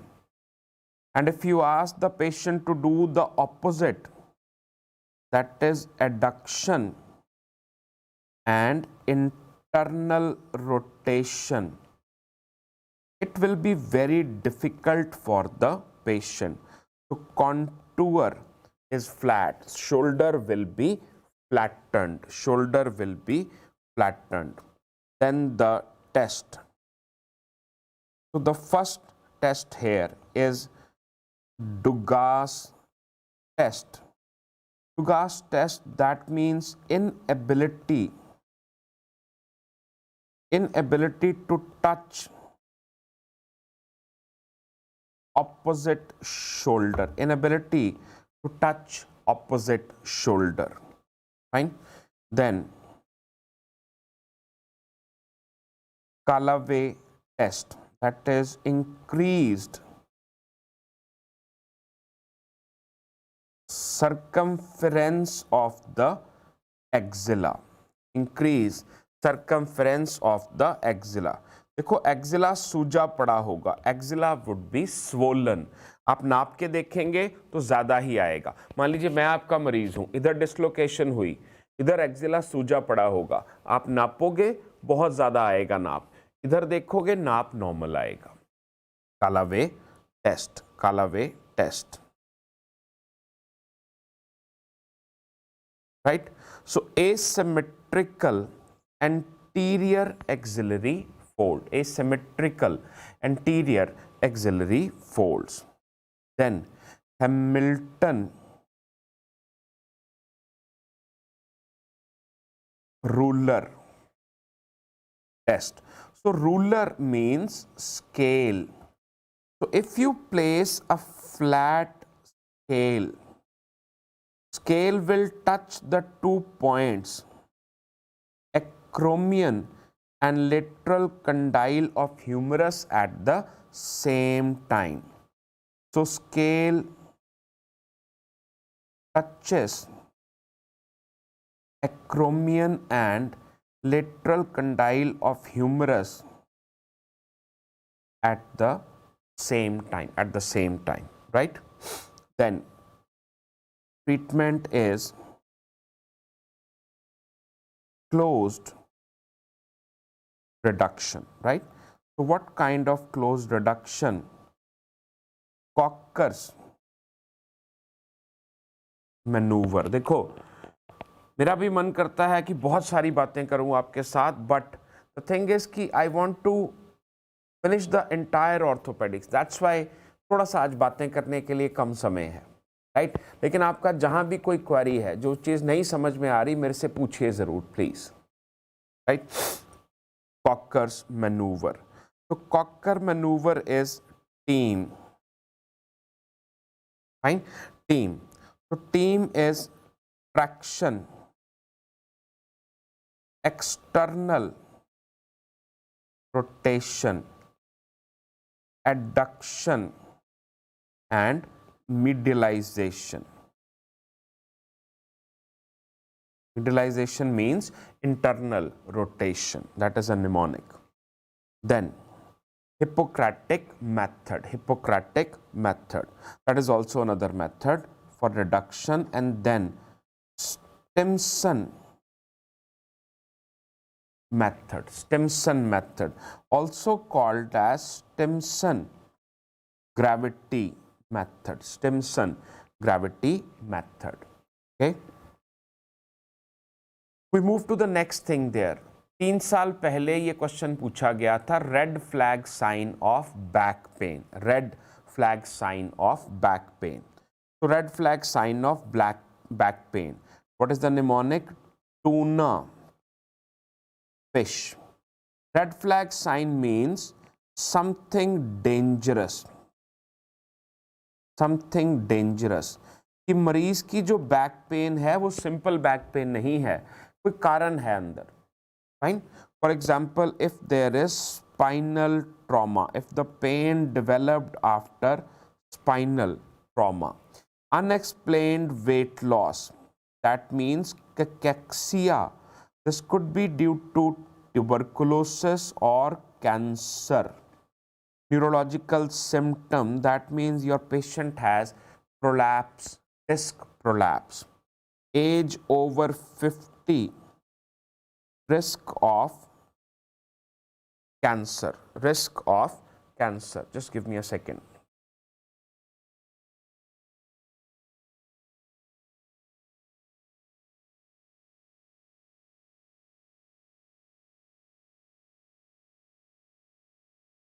Right? Then if your patient has fever and especially evening rise of fever, this could be due to tuberculosis. IVDU means intravenous drug use. Back pain could be due to osteomyelitis. Remember, most common site of osteomyelitis in adults again is dorsolumbar spine, and it is very common in drug addicts. Fine. Steroid use. Fine. So with steroid use, tuberculosis is very, very common. Immunity goes down and tuberculosis restarts. History of cancer. So this cancer which has moved to spine. Cancer which has moved to spine. Now, cauda equina and conus medullaris. You see here. Spinal cord ends at this point. Now, this is called as conus medullaris. After that, what is left? Few nerves are left, spreading like a fan. This is called as cauda equina. Now, if the injury occurs here, cauda equina syndrome, if the injury occurs here, conus medullaris syndrome, conus medullaris syndrome. Let us see the difference. Let us see the difference. See, cauda equina syndrome. What are affected? Nerve roots. Nerve roots are affected, and these nerve roots are spread. These nerve roots are spread far and wide. Far and wide. Now, conus medullaris, thick spinal cord. Conus medullaris is the thick end of spinal cord. Thick end of spinal cord. Now, the deficit. In cauda equina, the lesion is lower motor neuron. Lower motor neuron. So, the paralysis of the muscle is flaccid. Whereas, in conus medullaris, it is an upper motor neuron. Upper motor neuron. So, here it is symmetrical and mixed type. Paralysis is not flaccid, it could be spastic. So, because it is an upper motor neuron, there are brisk reflexes. Because it is lower motor neurons, the reflexes are reduced. Reflexes are reduced. You don't want to remember all these things? Perfectly okay. Just remember that in conus medullaris, bladder control and bowel control is lost. Fine. And here it is preserved till late. Preserved till late. One point you remember this, and second point you remember that here the effect is unilateral and here the effect is bilateral. Just remember these two differences, and you don't need to remember this entire topic. You don't need to remember this entire topic. Just remember these 2 points, right? Only these 2 points, that in cauda equina it is unilateral, conus medullaris it is bilateral, right? These 2 points just, okay? Now, here I have given you 2 mnemonics to remember which structures have type 1 collagen and which structures have type 2 collagen. Fine. So, this again is you have to read there. Why do we have to read this? Because when we read PIVD, prolapse intervertebral disc, what do we notice? That PIVD, annulus fibrosus, is covering nucleus pulposus. Now, nucleus pulposus leaks out. What do we notice? That annular fibrosis contains type 1 collagen and nucleus pulposus contains type 2 collagen. So, they can ask you, not in orthopedics but in anatomy, they can ask you which collagen is seen in which type, right? Now, PIVD, prolapsed intervertebral disc. It is commonly seen between 30 to 50 years of age and commonly seen in the males. Now, most common site is L4 to L5, right? Most common symptom, backache, radiating pain, right? Investigation of choice, MRI. Treatment is micro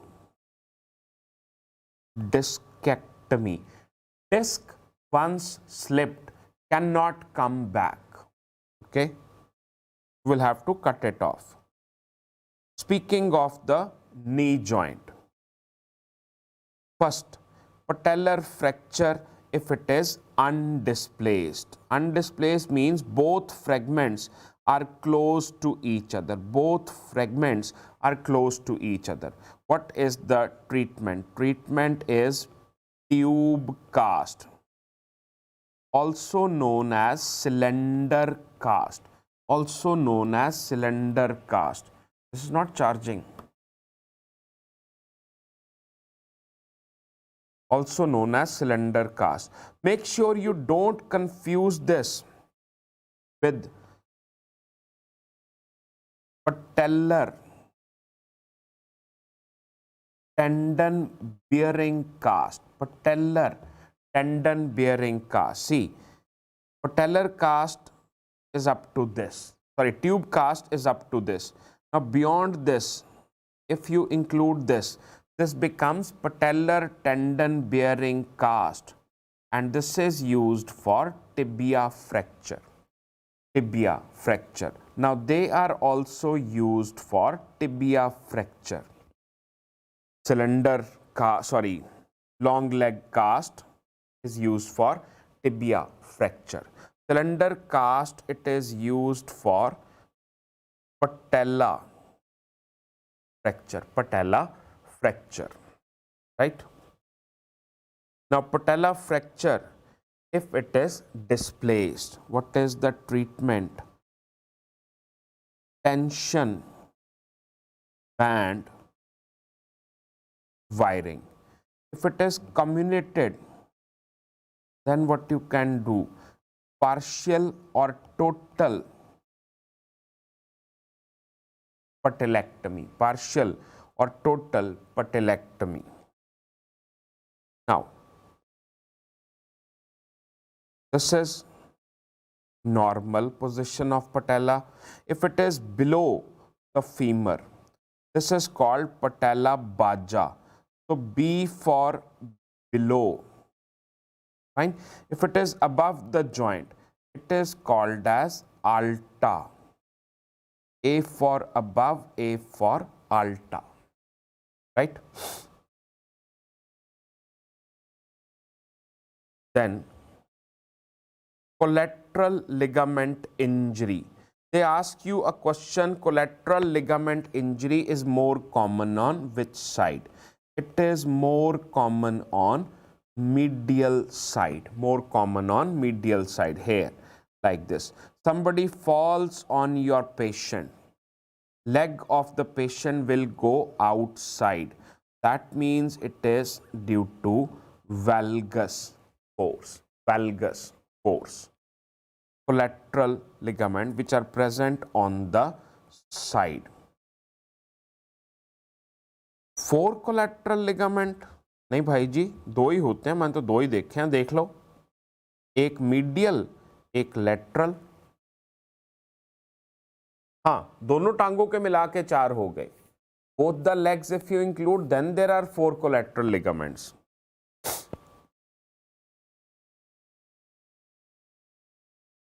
Right? Now, ACL injury, anterior cruciate ligament injury, it is common in female athletes because of the way they run, because of the way they fall. Fine? Anterior, posterior, lateral, medial. You know, you can call those as cruciate ligament. Collateral means covering all around. Okay, coming to the ACL, what is the most common site of tear? Mid substance. Fine. Clinical feature, this word is important. There will be immediate pain. There will be immediate pain and swelling. The swelling is due to heme arthrosis. Heme arthrosis. Heme arthrosis means collection of blood. Collection of blood in the joint. So the first, second, third and fourth test. Fine. So the first test is anterior drawer test. Now this is done in 90-degree flexion. The second test is Lachman test. So this is done in 20 to 30-degree flexion, Lachman test. You see, the word is, sorry, the word in Lachman is this, AC. AC means acute. Lachman, acute, fine. So this test can be done in acute injuries, can be done in acute injuries. Third test is pivot shift, and fourth is Liley test, also called as lever sign. Just remember this Lachman test, right? Investigation of choice will be MRI. Treatment is patellar tendon graft, patellar tendon graft, right? PCL injury, it is common in car dashboard. Posterior cruciate ligament injury, common in car dashboard. Now hyperextension can cause both ACL as well as PCL injury, both ACL as well as PCL injury. Now what are the tests? Posterior drawer test, Godfrey test, Godfrey test, which will show you sag sign, right? Now meniscus injury, most commonly it affects the medial meniscus, Why? Because it is fixed to the capsule, it has more surface area, because it has got O-shaped body and it has got thin body. That means it is comparatively weak.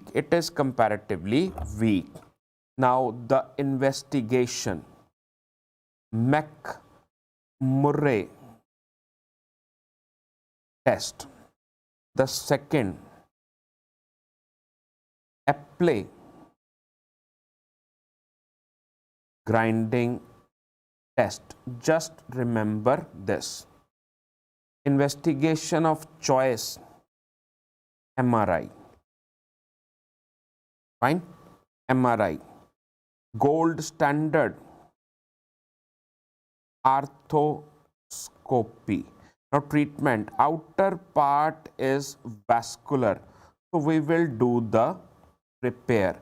Inner part is avascular, so we will do the excision, right? That was about the meniscus. Now about the tumors. Less than 40 years of age, what kind of tumors are common? Benign. More than 40 years of age, what kind of tumor are common? Malignant. Now most common malignant bone tumor, secondary cancer from other organs. Now why did I attach this? In Canada, if there is any problem, if there is any trouble, local Canadian guy will not be responsible. Canada is full of Punjabis, fine. So every time there is a trouble, Punjabi would be involved, right? Now, कोई Punjabi इस गल दा गुस्सा ना करे वीर. I am also from Punjab, Pakistan border, Dera Baba Nanak लागे पिंड है मेरा Taragarh, right? So please don't mind, लोग की गुस्सा बड़ी छेती कर जाते आजकल. This is just a way to explain, right. So secondary cancer from other organ. Okay, now most commonly they come from prostate, and in female they come from breast. Okay, now secondary tumors are 50 to 100 times more common than primary bone tumor. Bone में अपना cancer नहीं होता, जब भी cancer होगा कहीं ना कहीं बाहर से आएगा. बोन के अपने टिश्यू का कैंसर बहुत ज़्यादा रेयर है. Most common primary malignant bone tumor is multiple myeloma. Most common primary malignant bone tumor of osteogenic origin. ठीक है डॉक्टर नीरज जी, मैं आ जाऊंगा. Most common primary malignant bone tumor of osteogenic origin is Osteosarcoma. Most common benign bone tumor is Osteochondroma. Fine. Most common benign true bone tumor is osteoid osteoma. Osteoid osteoma. One-liners. Right. Now osteochondroma. It's not a true bone tumor because at skeletal maturity the growth stops. Right. Now most common site, so it is present near the femur metaphysis, distal femur metaphysis, that means around the knee joint. Fine. Now treatment is extraperitoneal excision if symptomatic. कैसे symptomatic होगा? You know what happens is it compresses bursa or a nerve, right? Enchondroma, most common benign tumor of hand bone, most common site phalanges. Fine. So this is the typical X-ray. This is the typical X-ray. It looks like spina ventosa, that is tuberculosis of the fingers. Tuberculosis of the fingers. So multiple enchondromas are seen in two diseases, Ollier disease and Maffucci syndrome. Maffucci syndrome. ये जो word है N means inside. N means inside. Yes, 110%. 110%. Osteoma, ध्यान दीजिए ये osteoma है, osteoid osteoma नहीं है. Fine. So what are the osteoma? सिर्फ क्या है? दैट किसी एक जगह से स्कल बोन बस थोड़ी सी बड़ी हो रखी है.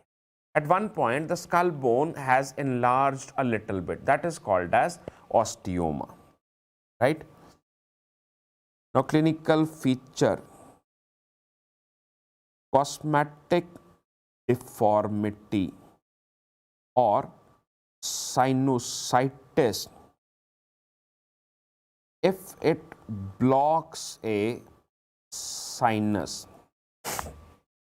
मैं सबसे रिक्वेस्ट करता हूँ ये वाला वीडियो मेरे को दिखा के मेरे को भेजना फोटो इसकी. अगर इस वीडियो के बाहर कोई भी क्वेश्चन आ गया एफएमजी में ऑर्थोपेडिक्स का, फाइन, ये वीडियो मेरे मुंह पे मारना वापस आके. सारे क्वेश्चन इसी में से आएंगे. सारी ऑर्थोपेडिक्स हमने पढ़ डाली, बचा क्या बीच में पीछे? एक क्लब फुट बचा शायद, राइट? उसको भी मैं जब पीडीएफ दूंगा वो साथ में लिख के दूंगा. 100% सारे क्वेश्चन इसी में से आएंगे. पिछली बार भी कहा था, पिछली बार भी सारे उसी में से आए थे. देख लो पिछली बार का video. Osteoid osteoma, osteoid osteoma. तो ये रहा ऑस्टियोब्लास्ट, फादर, राइट? नाउ ये उसका पहला बेटा, ये दूसरा बेटा, तीसरा बेटा, चौथा बेटा, right? So from osteoblast 4 tumours appear. Osteoma, osteoid osteoma, ऑस्टियोब्लास्टोमा और लास्ट में osteosarcoma, osteosarcoma, right? Osteosarcoma. तो ये रहा ऑस्टियोब्लास्ट और उसमें से सारे ट्यूमर निकल रहे, सारे ट्यूमर निकल रहे। Osteoid osteoma, ऑस्टियोब्लास्टोमा and osteosarcoma, osteosarcoma, right? Now osteoid osteoma, it is the most common benign true bone tumor, benign true bone tumor, fine. Now it is not because of NSAIDs, but the problem is that the tumor secretes prostaglandins, secretes prostaglandins, right?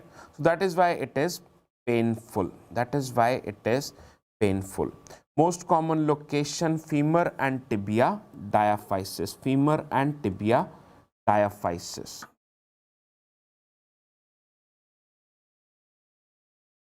How do we check whether this is charging or not?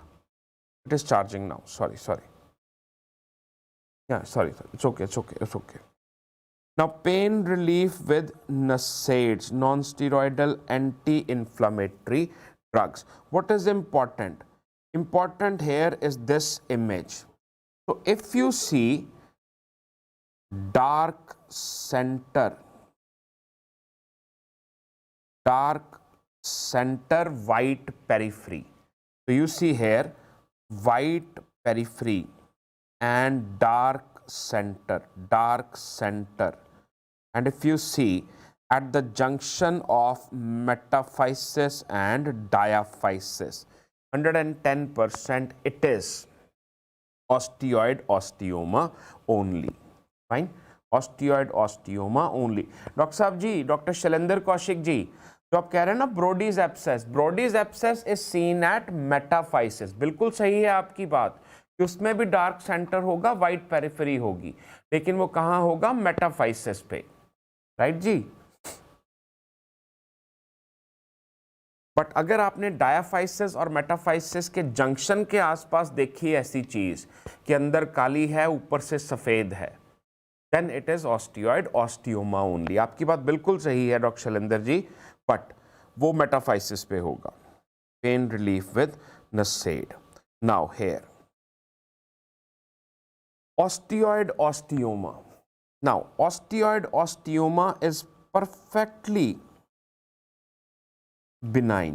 Osteoblastoma is benign but little aggressive, benign but little aggressive. And osteosarcoma तो है ही malignant. This is malignant. Now, that is a way to remember this tumor. Osteoid osteoma less than 2 centimeter, osteoblastoma more than 2. Location femur and tibia diaphysis, osteoblastoma spine. Neoplastic behavior benign plus aggressive growth, fine. Now, relief with NSAIDs is good because this tumor secretes prostaglandins, and here there are no prostaglandins, Now here central nidus, that means center is black on X-ray, and here center is white on X-ray, right? Okay, osteoclastoma, favorite tumor of examiner, 20 to 40 years old, seen in females. It is seen at epiphysis. देखो, ये रहा diaphysis, ये रहा metaphysis. Tumor is seen at epiphysis, and it is not seen in the center. It is seen at the periphery. That means eccentric. It is expansile, that means it rapidly expands. and it makes the bone very, very thin. So thin that it is called as eggshell crackling. और पांचवा E, N block resection. N block resection is the treatment. N block resection is the treatment, right? Unicameral bone cyst, also called as simple bone cyst. So it is seen between 4 to 10 years of age. The most common location, metaphysis of humerus. Metaphysis of humerus. And what are the causes? Brody's abscess is an osteomyelitis caused by Staph aureus. Liquefied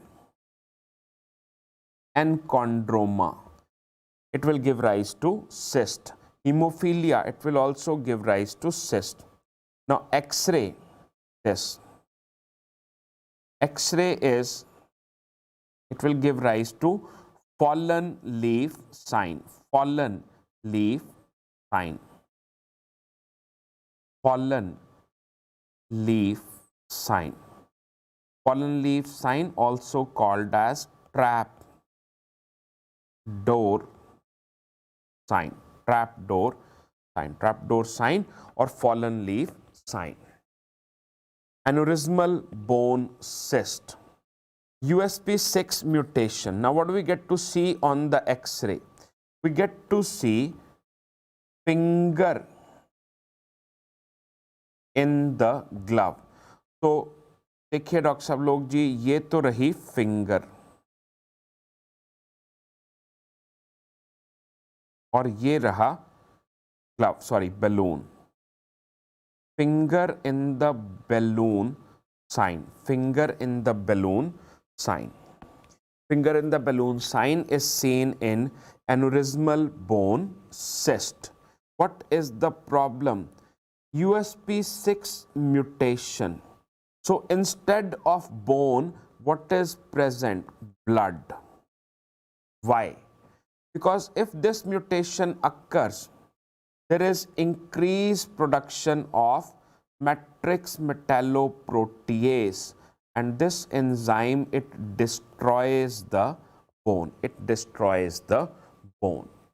Treatment is excision or cautery with nitrogen. Cautery with nitrogen, right?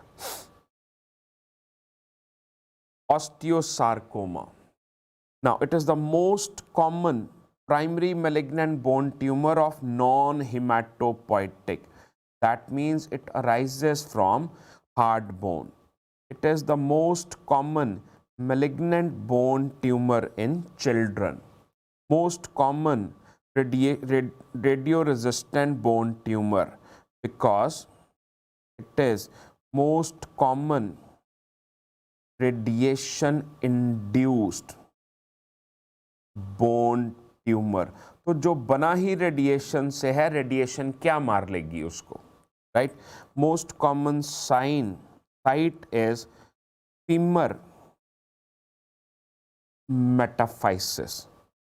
If it is radiation induced bone tumor, skull is the most common site. Skull is the most common site. So yes, this is the most common age, 15 to 20 years. So two types, primary, 75% cases are primary. It is seen at 15 to 20 years of age. Now secondary due to Paget disease, radiation exposure or osteomyelitis. It is seen at 50 to 60 years of age. Now, it is a bone forming bone tumor. So, periosteum will be lifted above and it will give rise to sun burst appearance, give rise to sun burst appearance, give rise to sunburst appearance, right? Sunburst appearance. Now, make sure this. So, sunburst appearance and sunburst trabeculation, they are different. Sunburst trabeculation, they are seen in benign tumor, and sunburst appearance, it is seen in osteosarcoma. It is seen in osteosarcoma. So, sunburst appearance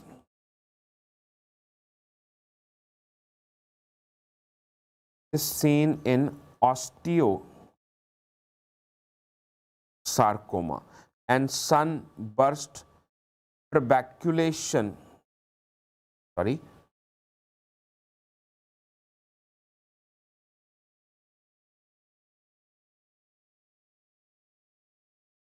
sunburst trabeculation, they are seen in hemangioma. They are seen in hemangioma, right? Make no mistake. Now, in aggressive tumor, what do we get to see? We get to see Codman triangle. We get to see Codman triangle. So, Codman triangle is seen in aggressive tumor. Now, it may spread by blood to lungs. Management is chemotherapy, and after that we will do surgery. After that we will do surgery. Now, why chemotherapy? Why chemotherapy? First, because most of the tumors are metastatic. Because most of the tumors are metastatic. Most of the tumors are metastatic. Where? To the lungs. So, we will have to do chemotherapy first. Fine. Ewing sarcoma, most common tumor of multicentric origin. Most common age 5 to 15 years. Site, femur diaphysis and pelvis. Clinical feature, pain, swelling and fever. That means same as osteomyelitis. Same as osteomyelitis, but in osteomyelitis, what is the site? Site is metaphysis, and here the site is diaphysis. Here the site is diaphysis. Now, X-ray will show onion peel appearance, multiple layers. Onion peel appearance. See, onion peel, multiple layers, right? Biopsy will show pseudo-roseates. Biopsy will show pseudo-roseates, right? Treatment is chemotherapy followed by surgery. Keep in mind, this tumor is radiosensitive, but because the patient are small children, we do not do radiotherapy. We do not do radiotherapy, right? Multiple myeloma. It arises from red bone marrow, and most common age is 50 to 70 year in males. Most common site, lumbar vertebrae. Systemic clinical feature, fatigue, fine, anemia, weight loss. Short duration disease because it kills your patient. X-rays will show you punched out lytic lesions, which is called as rain drop skull. Now, this is also a common doubt in the minds of the student, that what is the difference. See, the treatment is melphalan and bortezomib. A common doubt is there in the mind of the student, that what is the difference between raindrop skull and salt pepper skull. So you see, salt is white and pepper is black.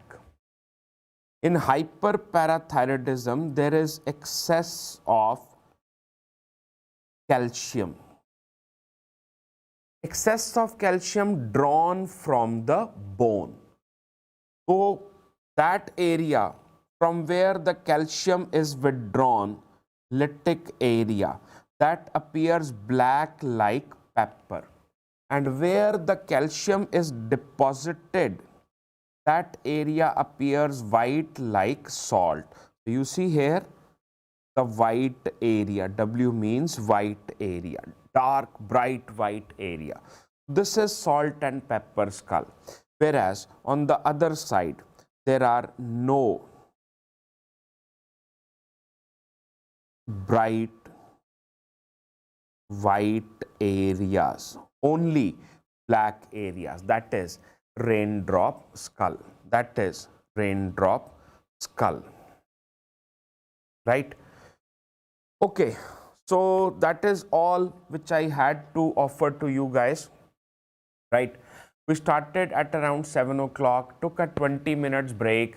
I promise that I'll cover it in around 4 hours, and we have taken little 20-30 minutes of more time, right? So first of all, my deepest regards, my special thank you to you guys for having watched this video. Please do read this. I will share the PDF as soon as possible. I will share the timestamps by tomorrow or a day after tomorrow. Like, where do you want to watch which topic? And if anything is left, please do let me know. If any topic you think, important topic you think is left. For example, I remember now that club foot is left. I'll make a small video and I'll add here only. Right? Another small video and I'll add here only. See, in club foot, just give me a minute. Club foot, what do they ask? It is bilateral, right? Club foot, bilateral. It affects the first born males, is idiopathic, is commonly associated with neural tube defects. What is the anomaly? Cavus, adductus, fine, equinus and varus. Okay. Now, how do you make the diagnosis? Ultrasound at 24 weeks of pregnancy, right? Okay. At birth, inability to approximate, right? X-ray, what do you get to see? Kite's angle. Kite angle is between talus and calcaneum. Treatment, Ponseti method. Ponseti method, first correct cavus, then correct adductus and varus together, and then last correct equinus by serial casting. That's one thing, right? Then, if the patient comes to you, between 1 to 4 years of age, posteromedial soft tissue release, right? 4 to 8 years of age, osteotomy like Ivan Delvin. 8 to 10 years of age, wedge tarsectomy. And more than 10 years of age, triple orthodesis, TNTCCC, talonavicular, talocalcaneal and calcaneocuboid, right? Now, if the correct order is not followed, your patient will develop rocker bottom foot. Your patient will develop rocker bottom foot, right? Only these things they ask in club foot, fine. Second, they ask about the Dennis Brown splint, okay? That's the only thing which they ask in club foot, okay? Now, anything else, you please message on this video. I'll share the timestamps, right? Thank you so much and wish you all the best. मतलब एक बार वो नारा हो जाए, चलो आप खुले मन से नहीं लगाओ, खुली आवाज़ से मत लगाना, 12 बज गए रात में, अपने मन में जोर से नारा लगा लो कि अब की बार 200 पार, fine. Wish you all the best. इस बार एफएमजी निकालेंगे, अगली बार नीट पीजी निकालेंगे और रेडियो उठाएंगे, राइट? या रेडियो उठाएंगे या सर्जरी उठाएंगे या orthopaedics, 3 subject, radio, surgery, orthopaedics. कोई डिफ्रेंसिएशन नहीं है, बट लड़कियां अगर गायनी उठाना चाहें तो गायनी उठा लेंगी, right? All the best, all the best.